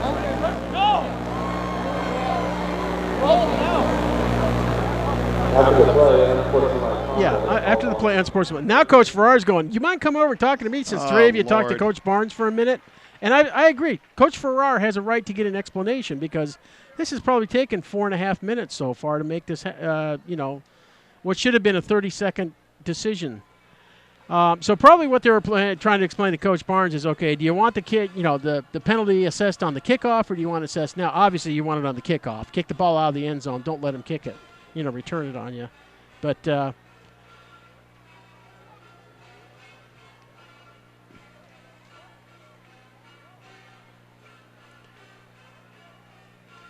and we thought it was going to be an early night. Yeah. You can tell Coach Farrar, he's been around the block more than a few times. Takes it calmly. So with 6:50 left here in the third quarter, Los Alamitos with 13-9 lead at the moment. So Cody Marshall, very nice on that. 4 for 4, 68 yards. Charter Oaks now has over 100 yards in penalties. Wow. That is unbelievable. Mathis looking to tack on the extra point, and And that it's is good. good out of the hold of Cody Marshall. So after a good 8-minute delay, the score stands, and the Griffins are out in front. The difference is 5. Gosh, the only thing I'm saying is thankful for is if this was a Fox TV game, we'd be here for 4 hours. And why would you say that? Well, because you have to tack on the 45 minutes of commercial breaks they force into the game, plus with what the referees have been doing out here. Ron, it sounds like you're holding some anger in over that. Not anger, it's a high school game, guys. It's not like the NFL where you have 25 million people watching the game. I mean, how many more Toyotas are you really going to sell? Hey, you might see some of these officials officiating an NFL game soon. Well, what was it? The head referee at the Giants-Cowboys game, when they announced his bio, was, yes, he's an 8th grade geography teacher from Idaho. Great. Hey, who says you can't have part-time work? All right. We are about ready to get back to football action. Bobo stands back on his 10-yard line for Charter Oaks. So there's this is interesting. The ball didn't get moved anywhere. No penalty yardage assessed. Wow, this is really strange. Normally, if it was after the play for an unsportsmanlike, you would move the ball up 15 yards on the kick. Mathis with the kick. Oh, he's going deep. He's going to Bobo. Takes it on the 8-yard line. He's got a lane. Look out. Okay, good Nice job by pursuit. Los Al. Yep, they closed it down. Number 22 there for Los Al. Kevin Small in on the tackle. Out across the 30-yard line. 6:44 left here in the third quarter.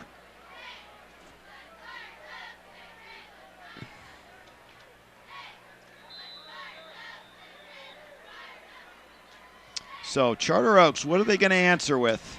Who are they going to bring out at quarterback? Who are they going to have at running back? Looks like Corey Brown going to stay in there. And Vaughns came out in the running back position. Bond's the workhorse of the first half. They're going to get Tries to kick it out. Oh, reverses and almost gets his head taken off. Still trying to scramble. Wow, Los Al, great job of pursuing him on that place. Yeah, Kevin Small on the tackle, but a whole bunch of red shirts were hitting Vaughns on that one.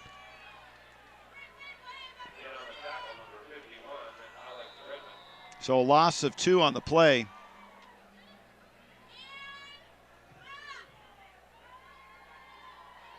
Almost kind of looked like Pac-Man the way Vaughns was bouncing around in there.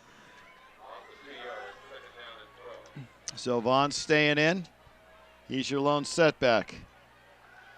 Handoff on the delay. This has been successful. And now it is. Oh, he's got yardage on him. Foot race.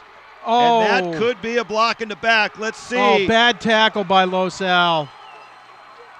Oh, and now we have maybe excessive celebration or unsportsmanlike on somebody. So the debate on that one will be the tackle. Yeah, well, the tackle, and I tell you, I think number 9 got away with a block in the back. Let's watch a replay. I mean, it was close, you know, and it's a judgment call on where you call that. But again, this has been where Los Al's, you know, Vaughn's has made big gains every time they've run that delay. And right there, no, that's a block in the back. That is a missed call by the referee. That is a clear block in the back by number 9. Poor tackle at about the 3-yard line. Yeah. Yeah, again, that's Ronald Thompson. He's been called a couple times before. Charter Oaks dodged a bullet there. Well, and a very similar play that Los Al had, just that handoff up the middle, and great acceleration of speed. Vaughn's has a high gear that is just unbelievable. He gets to it fast. I don't know if we have the replay of what the referee just signaled, but I have no idea what he's signaling out there. And Charter Oaks is going to go for 2. Yeah, they need to at this position. Being up 16-14 does no good. And now they're bringing into the backfield Garcia, and they struggled with Garcia in the backfield in the second half. Correction, the second quarter. Well, Vaughn's has got to be a little bit gassed on this one. Just seemed like a lot of miscues there. I would expect a play action on this one, to be honest, Fritz. So Corey Brown looking to put 2 on the board. Wide out split 2 and 2. Getting pressure. Throws a bullet low. Yeah, not even close. McIntyre was the intended receiver. So you got a 1-point game, but I tell you what, again, this is Los Al, poor form tackling. Yep, 71-yard TD run on that place. Vaughn's, when you add up what he had in the first, he's over 200 for the game so far. Wow, he is just lighting Los Al up. Well, there hasn't been much beyond that, thankfully for Los Al. Yeah. But again, if you have a ball control offense and you have a guy that can rip off the yardage like this, you know, at some point, Los Al's got to try and take over control of this game.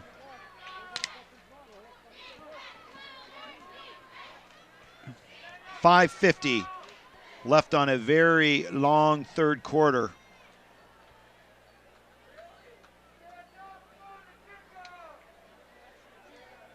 And Los Alamitos. Looks like Dejon Ruffin and who's that, number 3, Derek Worthy are back deep. Well, they've got Gordon up as an up man. I think they're just getting used to the fact that Charter Oaks is not kicking it deep. Okay. Porter Lee on the near side. Now they're assessing the penalty on Charter Oaks for the unsportsmanlike conduct.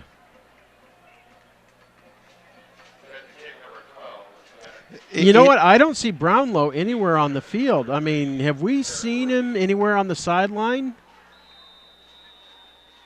His number is 5. Oh, I see him. Yep. Yeah, he's standing right down by where the yard marker is. But he's not doing anything. Takes the ball at the 15, breaks 1 tackle. Out to about the 35-yard line. Is that Ruffin? Yep, number 44 for Austin Stewart. Looked like he was in there for Charter Oaks. Well, I can tell you Charter Oaks has definitely made some changes on their defense because Vaughn's, obviously running over 200 yards, is not in as a DB anymore. Now, back into the game, Brownlow. So there he is. All right, now they've brought him back in.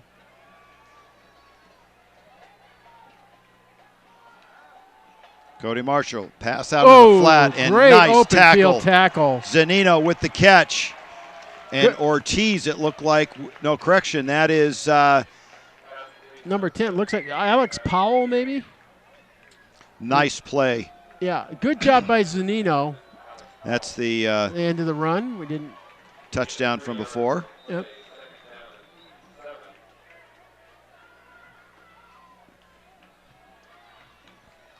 So that'll bring up a second down, 6 yards to go. Brownlow back in. Good to see him there.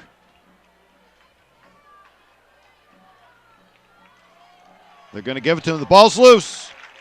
Nope, sorry, it looked like it went flying, but no, going nowhere is Brownlow. Yeah, I mean, Cisneros with the stop. I'll tell you what, even though Charter Oaks' D-line is probably outweighed on average by 30 to 35 pounds by the Los Al line, the Los Al O-line is not getting any push at all. Yeah, Cody Marshall coming off of his nicest pass of the game turned into a touchdown. Well, Fritz, I think Los Al's going to have to go to the air attack. Well, at some point, it's almost like Charter Oaks is saying, beat us with the pass, and we're going to see it here. Right down the middle again, and receiver and deep. QB, Deshaun Gordon, the intended receiver, those two aren't on the same page. Yeah.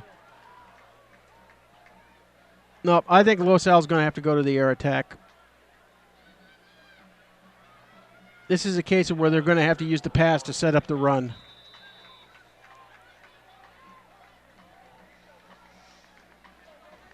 So Nava real back confusion deep by for Charter Oak on who's supposed to be on the field. And we've seen that a couple of times. So Nava stands on the 25-yard line of Charter Oaks.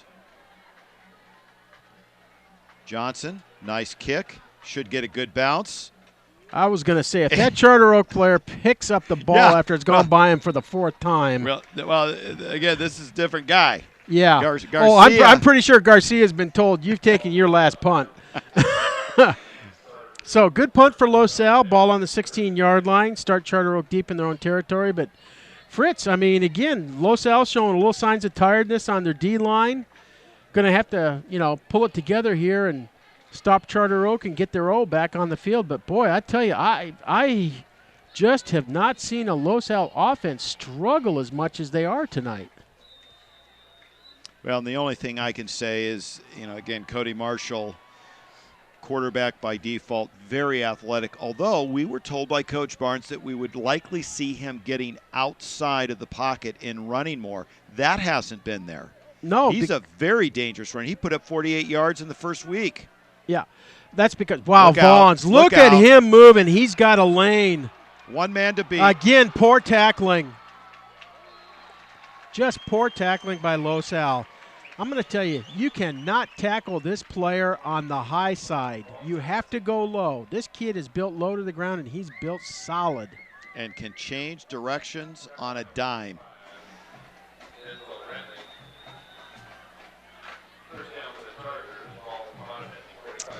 So number 22, in fact, it's the Vaughn's show.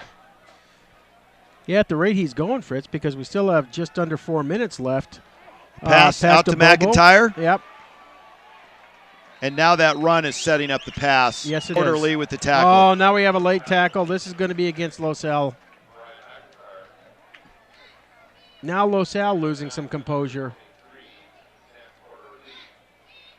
Ron, we were talking about it at halftime down in the tunnel. The tackling and I'm going to give a little bit of an out being second week. There you have the penalty being assessed. Yet there's just not good technique being applied. I mean, I'm seeing high tackles. I'm seeing body shots without wrapping up. Yeah, well, what you're seeing is a lot of arm tackling, a lot of trying to use the shoulder to hit the guy and knock him down. And, and it's not just endemic here at Los Al. It's all through high school, college. You even see somewhat at the pro level. Guys want to go for the big blow-up shot. They don't want to use, form tackling and just go low, take the guy around down by the legs, and take him down.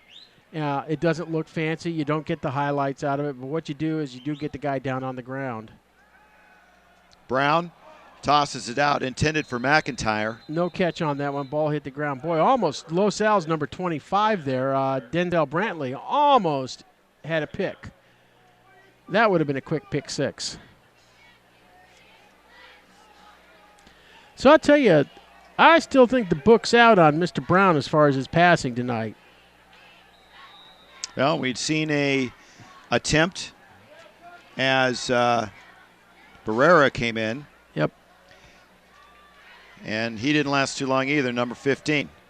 And thank goodness for Vaughn for Charter Oaks. He's been there almost their whole offense. Here we go, back to the air. Brown, nice wrap up there. Matt Locker coming in and tackling Brown. That's a covered sack. I mean, great effort by Los Al secondary to put coverage on there, deny any opportunity for the pass. So the Griffin defense stiffening up here. Clock now underway. Well, it's kind of interesting because it seems like whenever Charter Oaks calls a pass play, Los Al gets a pretty good rush on, and they put pressure on the QB. Yet whenever it's a run play, whatever Charter Oaks is doing, executing on the run plays, it seems like it's a different style of line that's out there. They're opening the holes, and Vaughn's finding the opportunity to make the run. 2:47 left here in the third quarter. Again, the delay Brown. handoff. Oh, this time Nice nowhere pursuit. to go. Matt Locker with the stop. And now you can say, after what we've seen here with a very elusive Vaughns, you tackle him for 1-2 yard gain, even a loss, that's a big deal. A very elusive runner. And so Schneider Charter Oak coming going, in. yes, he is. So credit to the Wow. Griffin defense, giving up some big plays. Oh, we're going to see a field goal attempt. 43-yard field goal. Well, let's see if he's got the leg. Obviously, his coach has got the confidence in him. He's missed an extra point already tonight.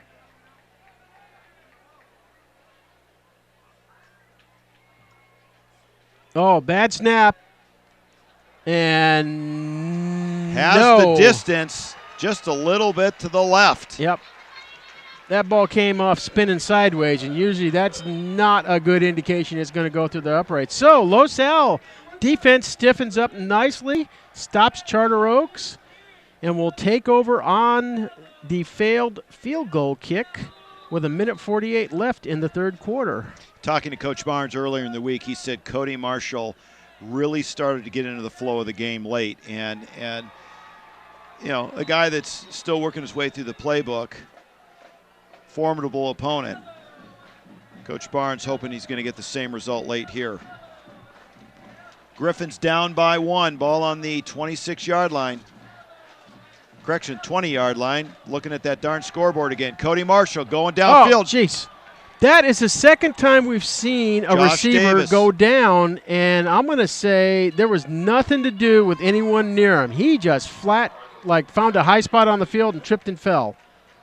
Well, and I think that's why there was the debate the last time that happened, and Charter Oaks got hit with the pass interference. Now, one thing I can say, Fritz, is I looked at the field when I was down there before the game, and it appears like Long Beach, City College has laid a lot of the black rubber pellets into the field. I mean, that's part of how these fields work.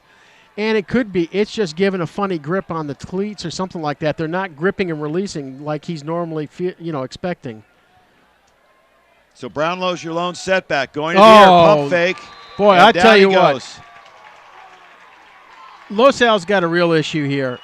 And that's if they don't get someone in the backfield to protect Cody Marshall when he drops back to pass, because both Small and Brownlow are just getting run over by the guys coming at him. Cisneros was the driver of that run over scenario. But once again, Los Al's offense going in reverse. A defensive battle on both sides of the game. The score reflects it. Third down, 16 for the Griffins. Cody Marshall has time, throws short. Yeah. Intended for Luke Pastel. Pastel never had a chance. Los Al's going to have to punt. I'll tell you what. Charter Oaks just came out and played hard on that defensive stand.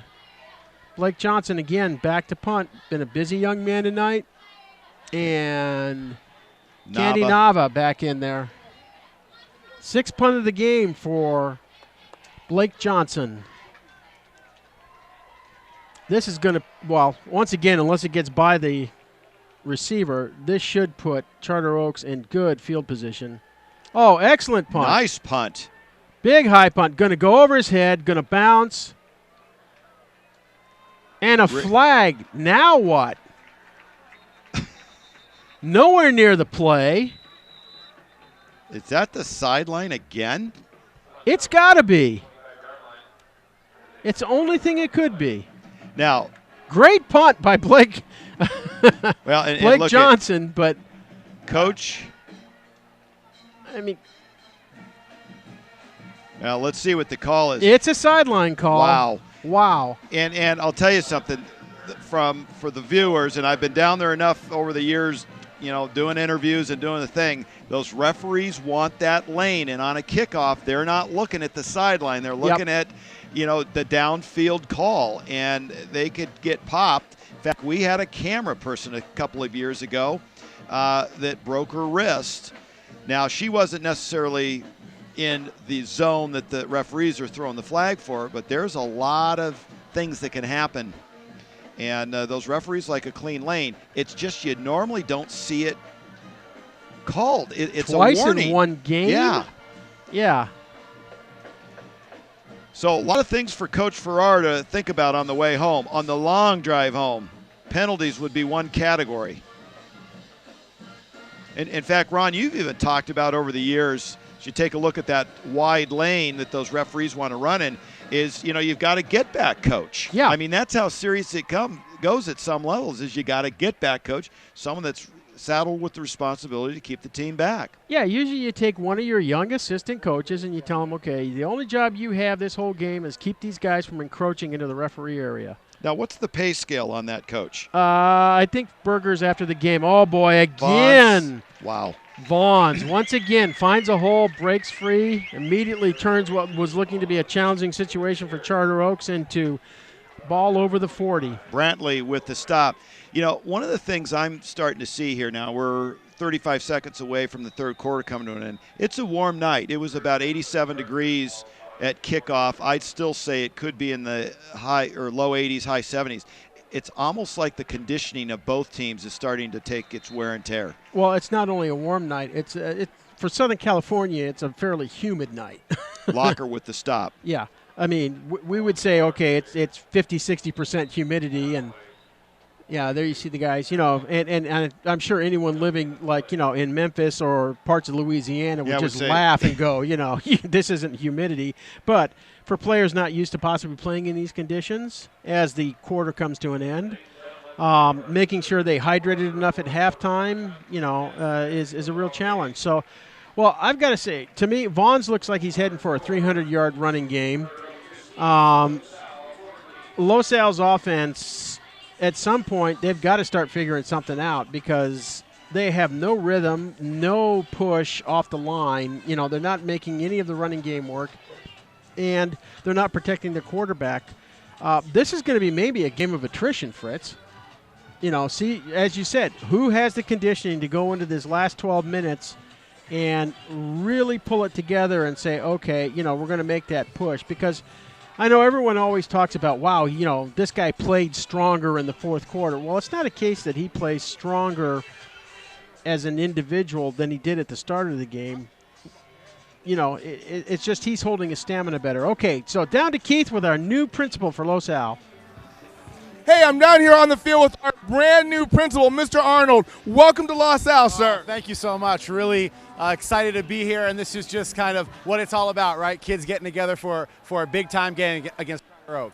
Now, when did you make the decision to come to Los Al? Got the opportunity in May, late May, early June, and kind of met the right people. Had a great time learning about the school, and it was just a great fit and a great opportunity. So right in the beginning of the summer. And what's your vision for Los Al this year and beyond? Well, we have a campaign right now where it's just really all love Los Al. It's called I Heart Los Al, and it's a community connectivity campaign where we're just trying to bridge students to teachers to parents to local businesses and supporters, and just educating the whole child, supporting everything that it is that kids do. Well, I know this is a nail biter, and he's waiting to get back to the game, so thank you, sir. Thank you. Okay, so while the interview was going on, we saw a broken up pass play, and I can tell you, something didn't go right on that play because we sit next to the Charter Oaks coaches, and all we heard was one coach screaming at the top of his lungs, "What were you doing?" So, little disconnection on their side. So Brown under a rush. No. Wow, and he gets it away to off. Vaughns, and he breaks another tackle. Again, 3 tackles he breaks on that play. Takes what should have been a loss of 3-4 yards and turns it into a gain of 4 or 5 yards. Alex Redmond with the pursuit Yep. there on Corey Brown. Great job by Brown to have the presence of mind to realize, well, I'm going to go down on this play, but at least get rid of the ball. So Los Al forces a turnover. Pastel back downs. to receive on the punt. Yep. So good job by Los Al's D. And Schneider going to let it loose. War of attrition, the title of this game.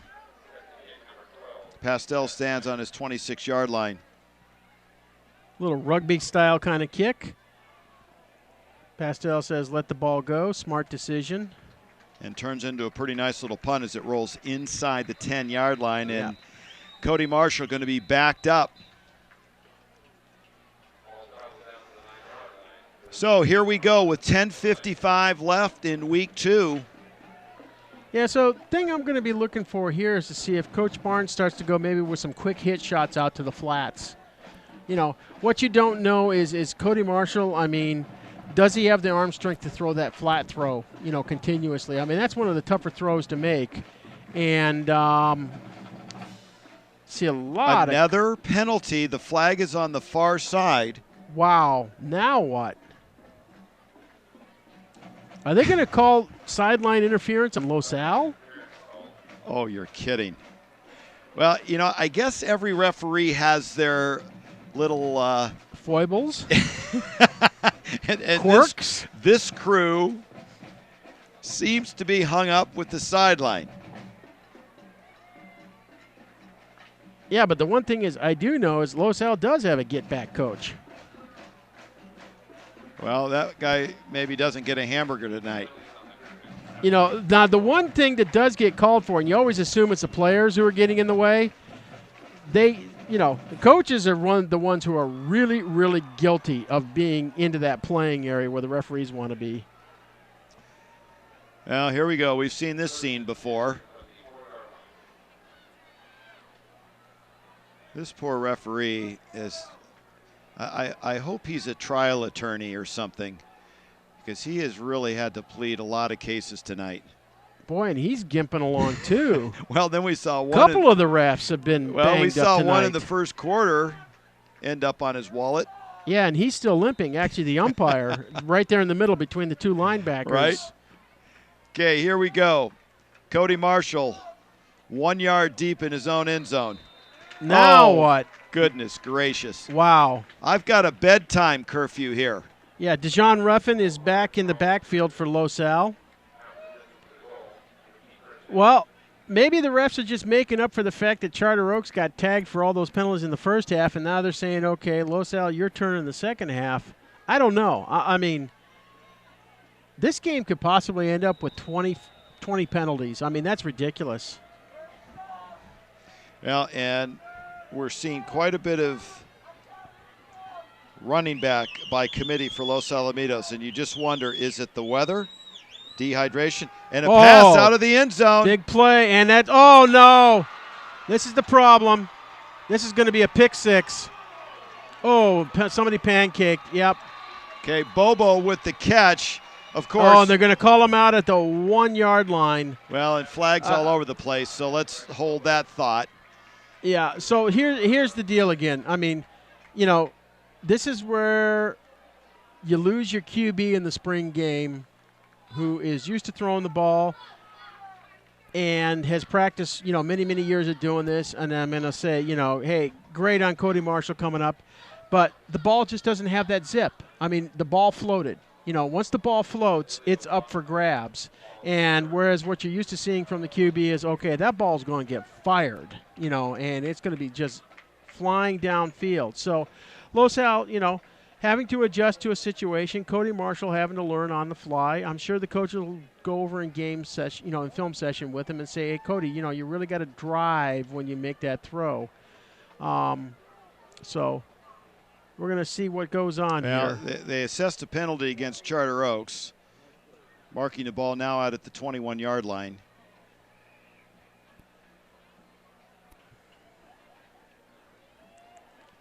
Well, let's see the replay here. So here looks like see. it's from the penalty. Yeah. So as you go, man in motion. Snap. Okay, plenty of time to throw. Oh, but we didn't follow quick enough. Yeah, but you see that ball's in the air a long, long time. The receiver had the opening on him. And what you have to do, instead of throwing the ball up in a high arc, you have to throw that ball flat, and that's where arm strength comes into play. Well, so, with 10:42 left in this contest. Yeah, Los Al ducked a bullet there, Fritz, with that penalty on Charter Oaks. Again, Vaughn's finding the hole. It's across the 25-yard line. You know, and Alex Redmond with the stop. Yeah, it seems like Vaughn's really likes to go parallel to the line for a couple, 3 steps, and then as soon as he finds an opening, shoot for it. Oh, one of the Los Al players getting up a little gimpy. He's walking it off. That's Brantley, one of the 2 sophomores starting on defense.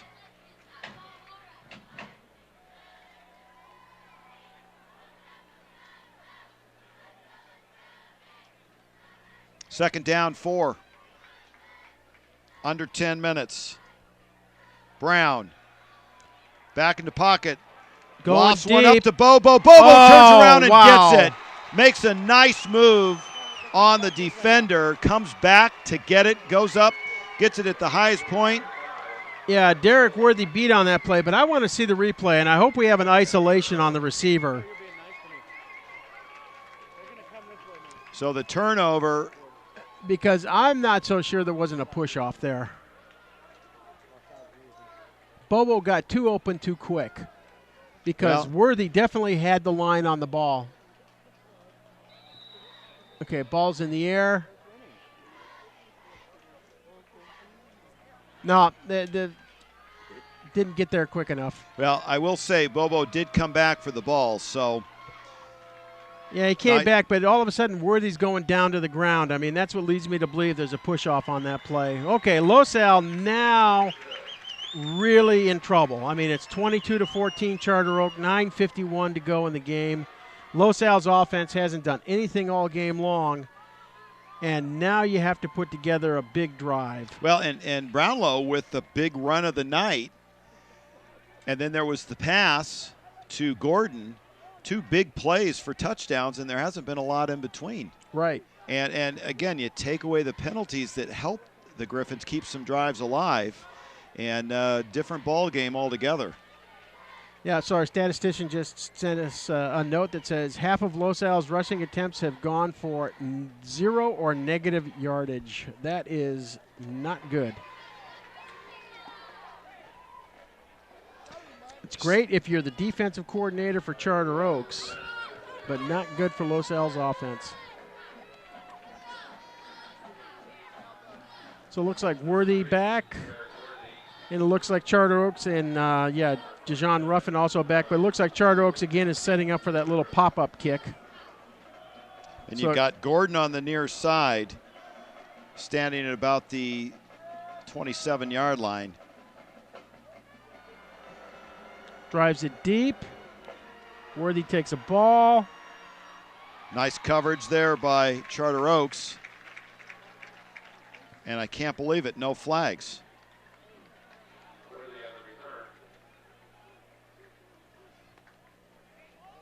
And Dan Alanoff getting up a little slow. He's a starter on the O-line. Yeah, I believe he lost a shoe on that, and that's going to be a situation because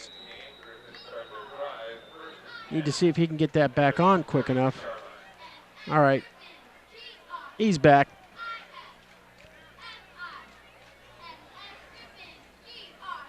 So 9:45 left. Griffins backed up against a wall. 22-14. Griffins are down.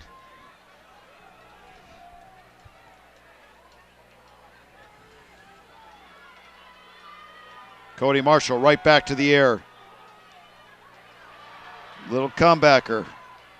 Good effort there by the receiver to pick up a couple extra yards. Pastel with the catch.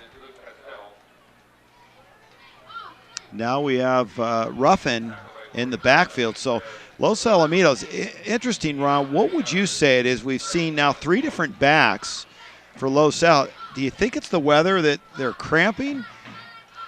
Could be cramping, or it could just be the coaches just saying, you know what, the starter, who's a captain, isn't in there.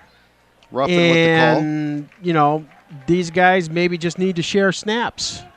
You know, they just may not have all the physicality or everything else that Molina has. Little hurry-up pace for the Griffins, sensing that they need to keep it moving. Los Al definitely needs to push the pace here now. Cody Marshall diving lunging forward, should have it, just based on where they're marking the ball. Now let's play a little what-if here. It's 14-22. Los Alamitos scores. Extra point leaves them at 21-22, so they'd likely have to go for two, depending on how much time is on the clock. And that just goes to show you what the missed field goal did for Charter Oaks. Then they go for two and don't get that. So special teams play for Charter Oaks could be looming in the future as a problem. Cody Marshall needs a touchdown. Oh, it just takes too long. I mean, this is just, you know, a guy that, you know, trying to adjust to the position. Cisneros makes a tackle. He just takes too long. Doesn't have that 3-second clock running in his head that says, okay, I've got to get rid of the ball. You know, he'll learn. He'll pick it up as the season goes along. But right now, Charter Oaks, that D-line, and I'll tell you, those linebackers, they are just doing a heck of a job tonight getting the push through Los Al's offensive line. And Farrar told us that. I mean, he said at the beginning of the game, that's our strength, our linebacking core. So, precious seconds ticking off the clock. 7:45. Cody Marshall. Again, out to the flat, get isolation. And nice pursuit there. Zanino, the receiver, and Nava comes up to make the stop.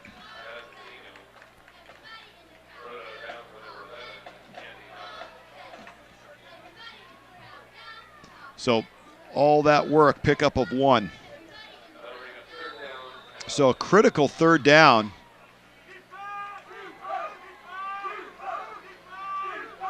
Los Al turns the ball over here. Charter Oaks with a well-planned drive could run that clock out. Heavy rush. Wow, that's a face mask. Oh, yeah. Oh, geez. And Cody Marshall, he went down hard on that one. Oh, he's getting up slow. Yeah, that one hurts the neck. Prevost.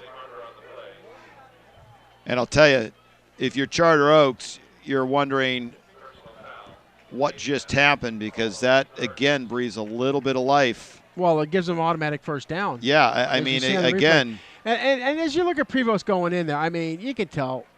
No, it's not even him. It's whoever came flying in. Yeah, the guy just missed. I mean, he's not trying to go for the face mask. Brooks. Yeah, Brooks. You know, he's trying to get a grab on the shoulder pad or something, gets the face mask. It happens. So for Charter Oaks, another penalty. Wait. Oh, the referees. You just blew this. This is an automatic first down. Yeah, Los Al's calling timeout. I mean, someone's got to explain to these guys, that's a face mask. That's a 15 automatic. It's a personal foul. Wow. Well, it's been an interesting game. And the penalties for Charter Oaks, leaving the door open for Los Alamitos. 7:27 left. A touchdown and a two-point conversion ties this thing up.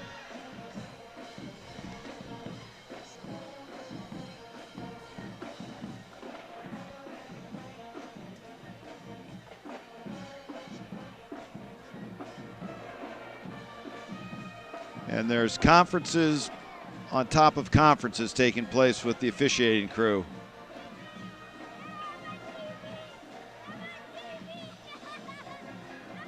There's some Charter Oaks future players. So Los Al is now 3rd and 5. So Ruffin stays in at running back. We haven't seen Brownlow much in the second half. Wideouts are split. Cody Marshall to the air, gets rid of it. Oh, and the receiver and Gordon's down again. Well, I shouldn't say Gordon down again, just another receiver down again. The pass a little bit off the mark. Well, at this point, Los Al, I think, has to go for it. No, they're going to punt. So with 7:23 down by 8, Los Al's going to punt, see if they can force Charter Oaks to give up the ball.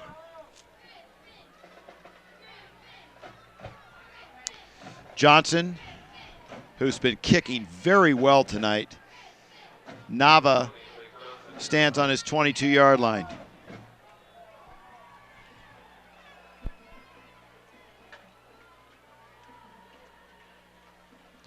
Blake Johnson takes that snap on the 27. Yes, Should low get a spiral. nice bounce out at the 20. All right. Hey, you know what? Good job. You got him at the 20-yard line, 80 yards of field to go, no run-back opportunity. Time for the defense to step up. They've done a lot of work tonight and keeping the Griffins in this game. They need to get that ball back to Cody Marshall in the offense. 7:15 left in week 2.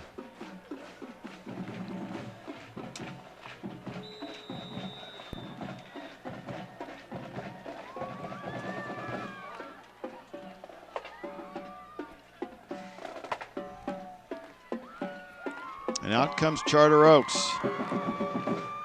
Corey Brown has done the lion's share of the work tonight at QB.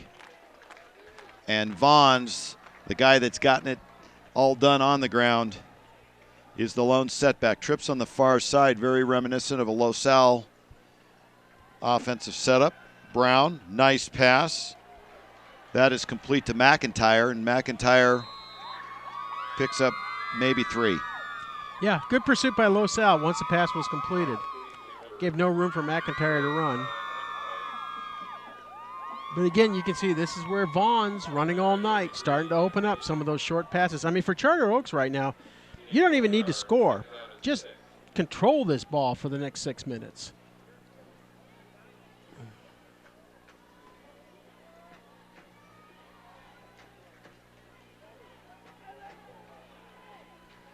Second down and 6. Trips now on the near side. Vaughn running up the middle. Hard yards. Locker with the stop. And there's where having a nice sturdy back really helps too. You just keep that clock moving. Clock moving, and the O-line also. I mean, they're consistently attacking that left side of Los Al's D-line.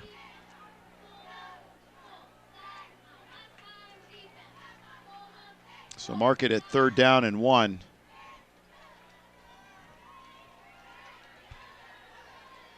And Vaughn's still your lone setback. Why not? He's done it all night. Locker along for the ride. That'll be enough to move the chains. Yeah, so Charter Oak right now, I believe, is probably going just on a let's grind it out. 3-4 yards a carry, grind it out.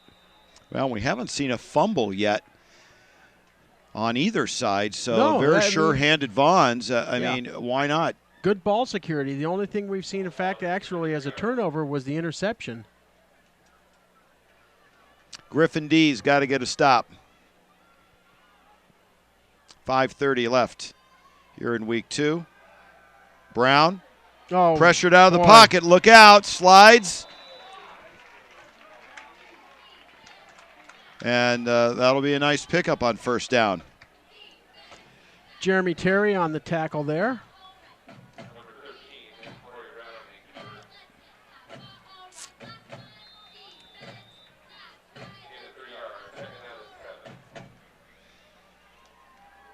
So that'll bring up 2nd down, mark it at 6 to go.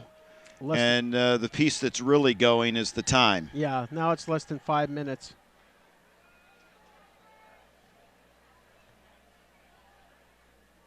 Brown gives it to Vaughns, finds that Oh, crease. huge hole, and again, poor form tackling. Well, and I'll tell you, Ron, you can see it. It's a little lane, and he's got the speed to get there, and then he's gone. Yeah, he's gone. Guys try to arm tackle instead of diving down on his feet. That is going to be one tired guy. But If Charter Oak pulls out a win, he'll be a happy tired. So 1st and 10, ball marked on the 50-yard line. 4:30 left to go. And the Griffin defense looking a bit gassed. They've been on the field a lot tonight.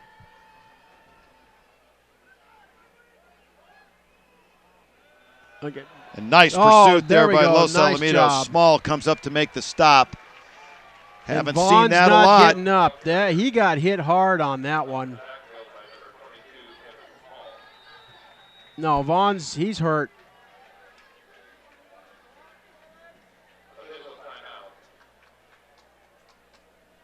He has been the workhorse tonight for Charter Oaks. I wonder if he got bent over backwards. Let's see the replay. There you see delay handoff. Yeah, I'm wondering if his neck got tweaked when he got pulled down that way, because he certainly doesn't look like he wants to move that neck or back. Vaughns, 29 carries, 270 yards. You know, oh, he got an ankle. That's what it is. Yeah, he's done for the night, but you know what? He has had an incredible night. Well, Coach Farrar talked about their game against Bishop Immont next week, and you'd hate to lose a guy like that for a big game. No, he's walking it okay, so it's probably, tweaked a little. Might be a little bit sprain on it, but you know what? That's an injury in football that you say, hey, I'll be ready next week. Put a little extra tape on. Yep. 3:58 left before we wrap it up. And Garcia going to come in to replace Vaughns. Loss on the play. Let's mark it at 2nd down and 16. Hand off to Garcia. Oh, just breaks free. Again, I'm going to tell you, Fritz, it's just. Look at this. Just poor. Wow. Poor tackling. Poor tackling. And Garcia comes out all fired up. Oh, he should. I mean, he was tackled at the line of scrimmage, and he breaks it for a 16-yard gain.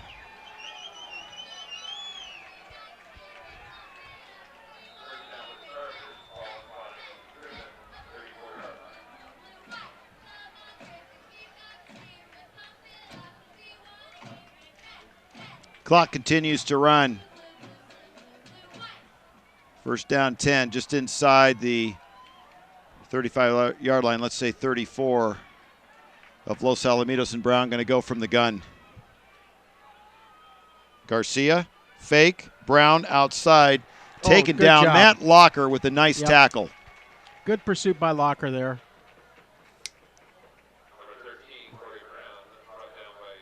But we're down less than 3 minutes to the game. And time is rolling.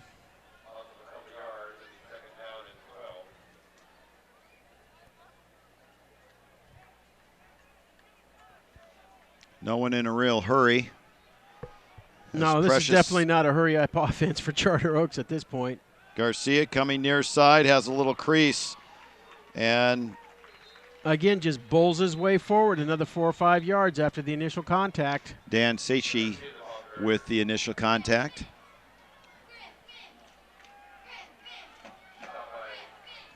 So this will be about 3rd and 6 for Charter Oaks.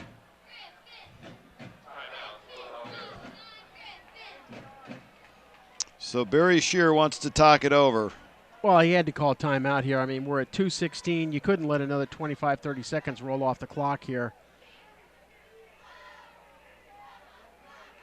And, you have to say that defense has been on the field a good part of this game. I'd say out of a 48-minute game, that defense has been on maybe 34 or 35 minutes is my guess. And then you take a humid, warm night. Yeah. 2nd game of the season. I mean, essentially the defense has played 3 full quarters. Yeah. And then you've got Vaughns, who, just isn't your run-of-the-mill running back. The guy's physical. He's fast. And you get the outcome we're looking at here. 2:16 left. Yeah, they're still working on Vaughn's on the sideline, but I tell you, this is more than leg. He's laying down on the ground. I think he got his back tweaked maybe a little bit when he got tackled on that one. Again, delayed handoff. Boy, they've been effective with that delay. Still not down. Ball's loose. Looked like he was down, however.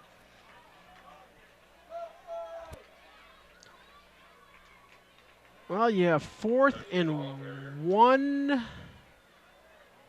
at the 26-yard line of Los Alamitos. Yeah, you have to go for it if you're Charter Oaks. I mean, what do you lose at this point?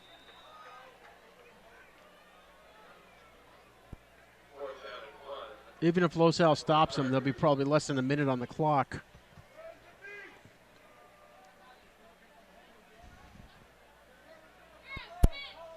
Well, we've seen it before. Anything can happen. Well, Charter Oak looks like they're either going to let the clock wind down for a penalty or they're going to call timeout, which they just did. Yep.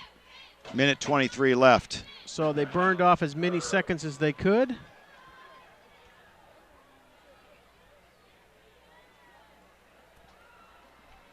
So next week for Charter Oaks, we'll be taking on Bishop Amat. Los Alamitos will face off against Linwood.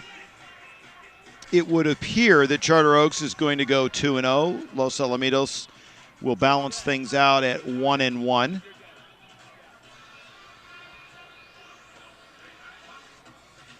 Ron, while we have this timeout, your thoughts on the first and second half, since we're less than a minute and a half away from wrapping it up. Well, I'll tell you, Los Al's got a lot of work to do on the offensive side. It's a combination of two things. One is that you just don't have any push on the offensive line. I mean, they've not opened any holes. And I'll say Charter Oaks D-line and linebackers done a great job tonight.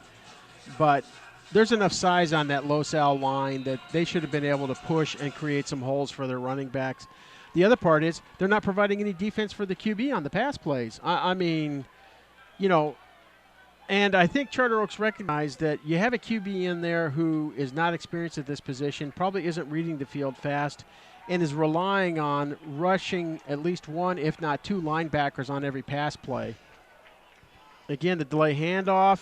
Garcia. And he got the first down. Yeah, they're going to spot And yet a nice tackle as Locker comes up and grabs a shirt tail. Yeah, just got that's it.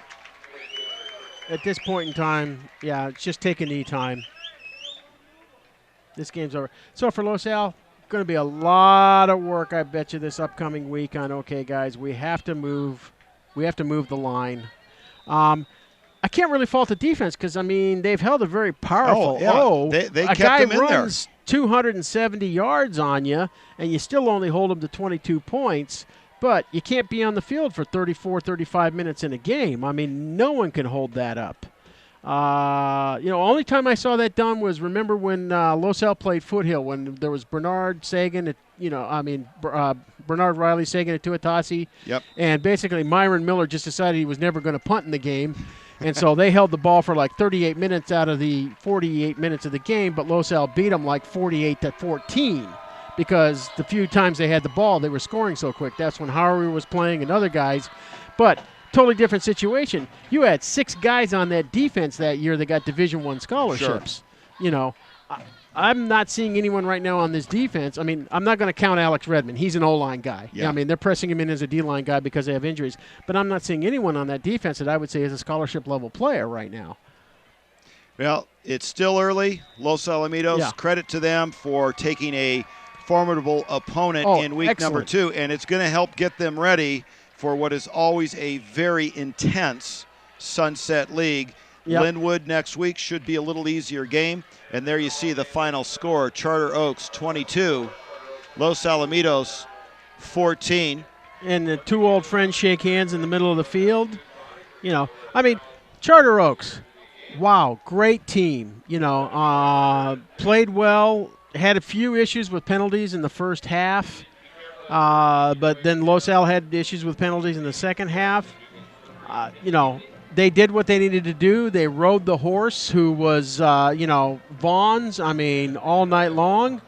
and did great blocking to open up the holes for him. QB did enough through the air to open up some opportunities. And you got to say, even though it's a long drive home for him tonight, certainly not going to be a quiet one, probably. No. Well, hey, anytime you can leave with a victory and a long ride home, it makes it a little bit better. Yeah. I'd like to take this opportunity to thank some of our helpers tonight.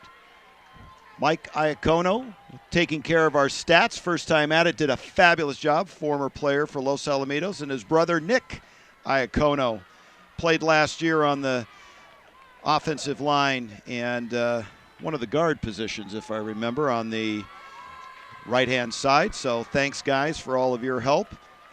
And for Los Alamitos, they had their opportunities, they had their chances, and just did not capitalize. We're going to take a quick little break. We'll be right back with post-game thoughts and a look ahead to next week. Don't go away. We'll be right back.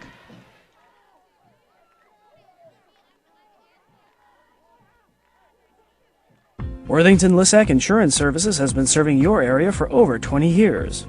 Our friendly staff will work with you to come up with a policy that works best for you. We work with Mercury, Safeco, Progressive, Fireman's Fund, and the Hartford. We offer coverage for auto and home insurance for homeowners, condos, and renters. We also offer commercial and business insurance, including commercial property, general liability, and more. Call Worthington Lissack Insurance Services at 562-795-5744. Welcome back, folks. We'll go over the final stats for Charter Oaks. Brown was 8 of 14 for 104 yards, 1 TD. Vaughns, what a workhorse, 29 carries, 270 yards, 2 TDs. Charter Oaks, the only bugaboo in their night, 14 penalties for 135 yards. I'm sure there'll be a lot of talk about that. Los Al, Marshall was 9 of 16 for 119 yards, 1 TD, 1 INT. Pastel, 3 receptions for 66 yards. Brownlow, 10 carries of 45 yards and a TD, but you have to understand that TD run was a 47-yard run, so basically 9 runs by Brownlow for -2 yards. Not good. 4 for 11 for Los Al on third downs. This is where you see the issues. You're just not moving the ball. Fritz, I'll tell you what, Los Al, a lot of work to do in this upcoming week. I mean, injuries definitely are hurting the team. When you lose four positions on the defensive side, and especially you lose your defensive captain the day before the game, it hurts. It showed tonight. But that's not the excuse for the O-line, and for the offense not moving the ball. I mean, there's a different situation there, and I'm sure the coaches are going to take a look at film, and they're going to come up with some changes and some options to make that work. Linwood, normally you would have said, easy win, chalk it up. I'm not so sure. We'll have to see how it's going to go. A lot of work to do, and credit to Los Al again for not playing a pushover team. Who knows, years past, you walk over someone in week 2. Los Alamitos is going to flush out their weaknesses and shortcomings, and they've got some things to work on, and they saw it tonight. Hey, on a side note, I'd like to just acknowledge my father who passed away today.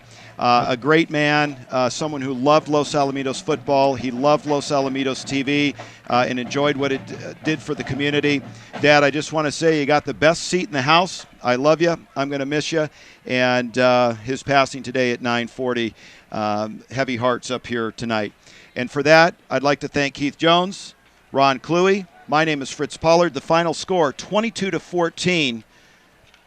Charter Oaks with the victory over Los Alamitos. Ladies and gentlemen, good night from the Vet.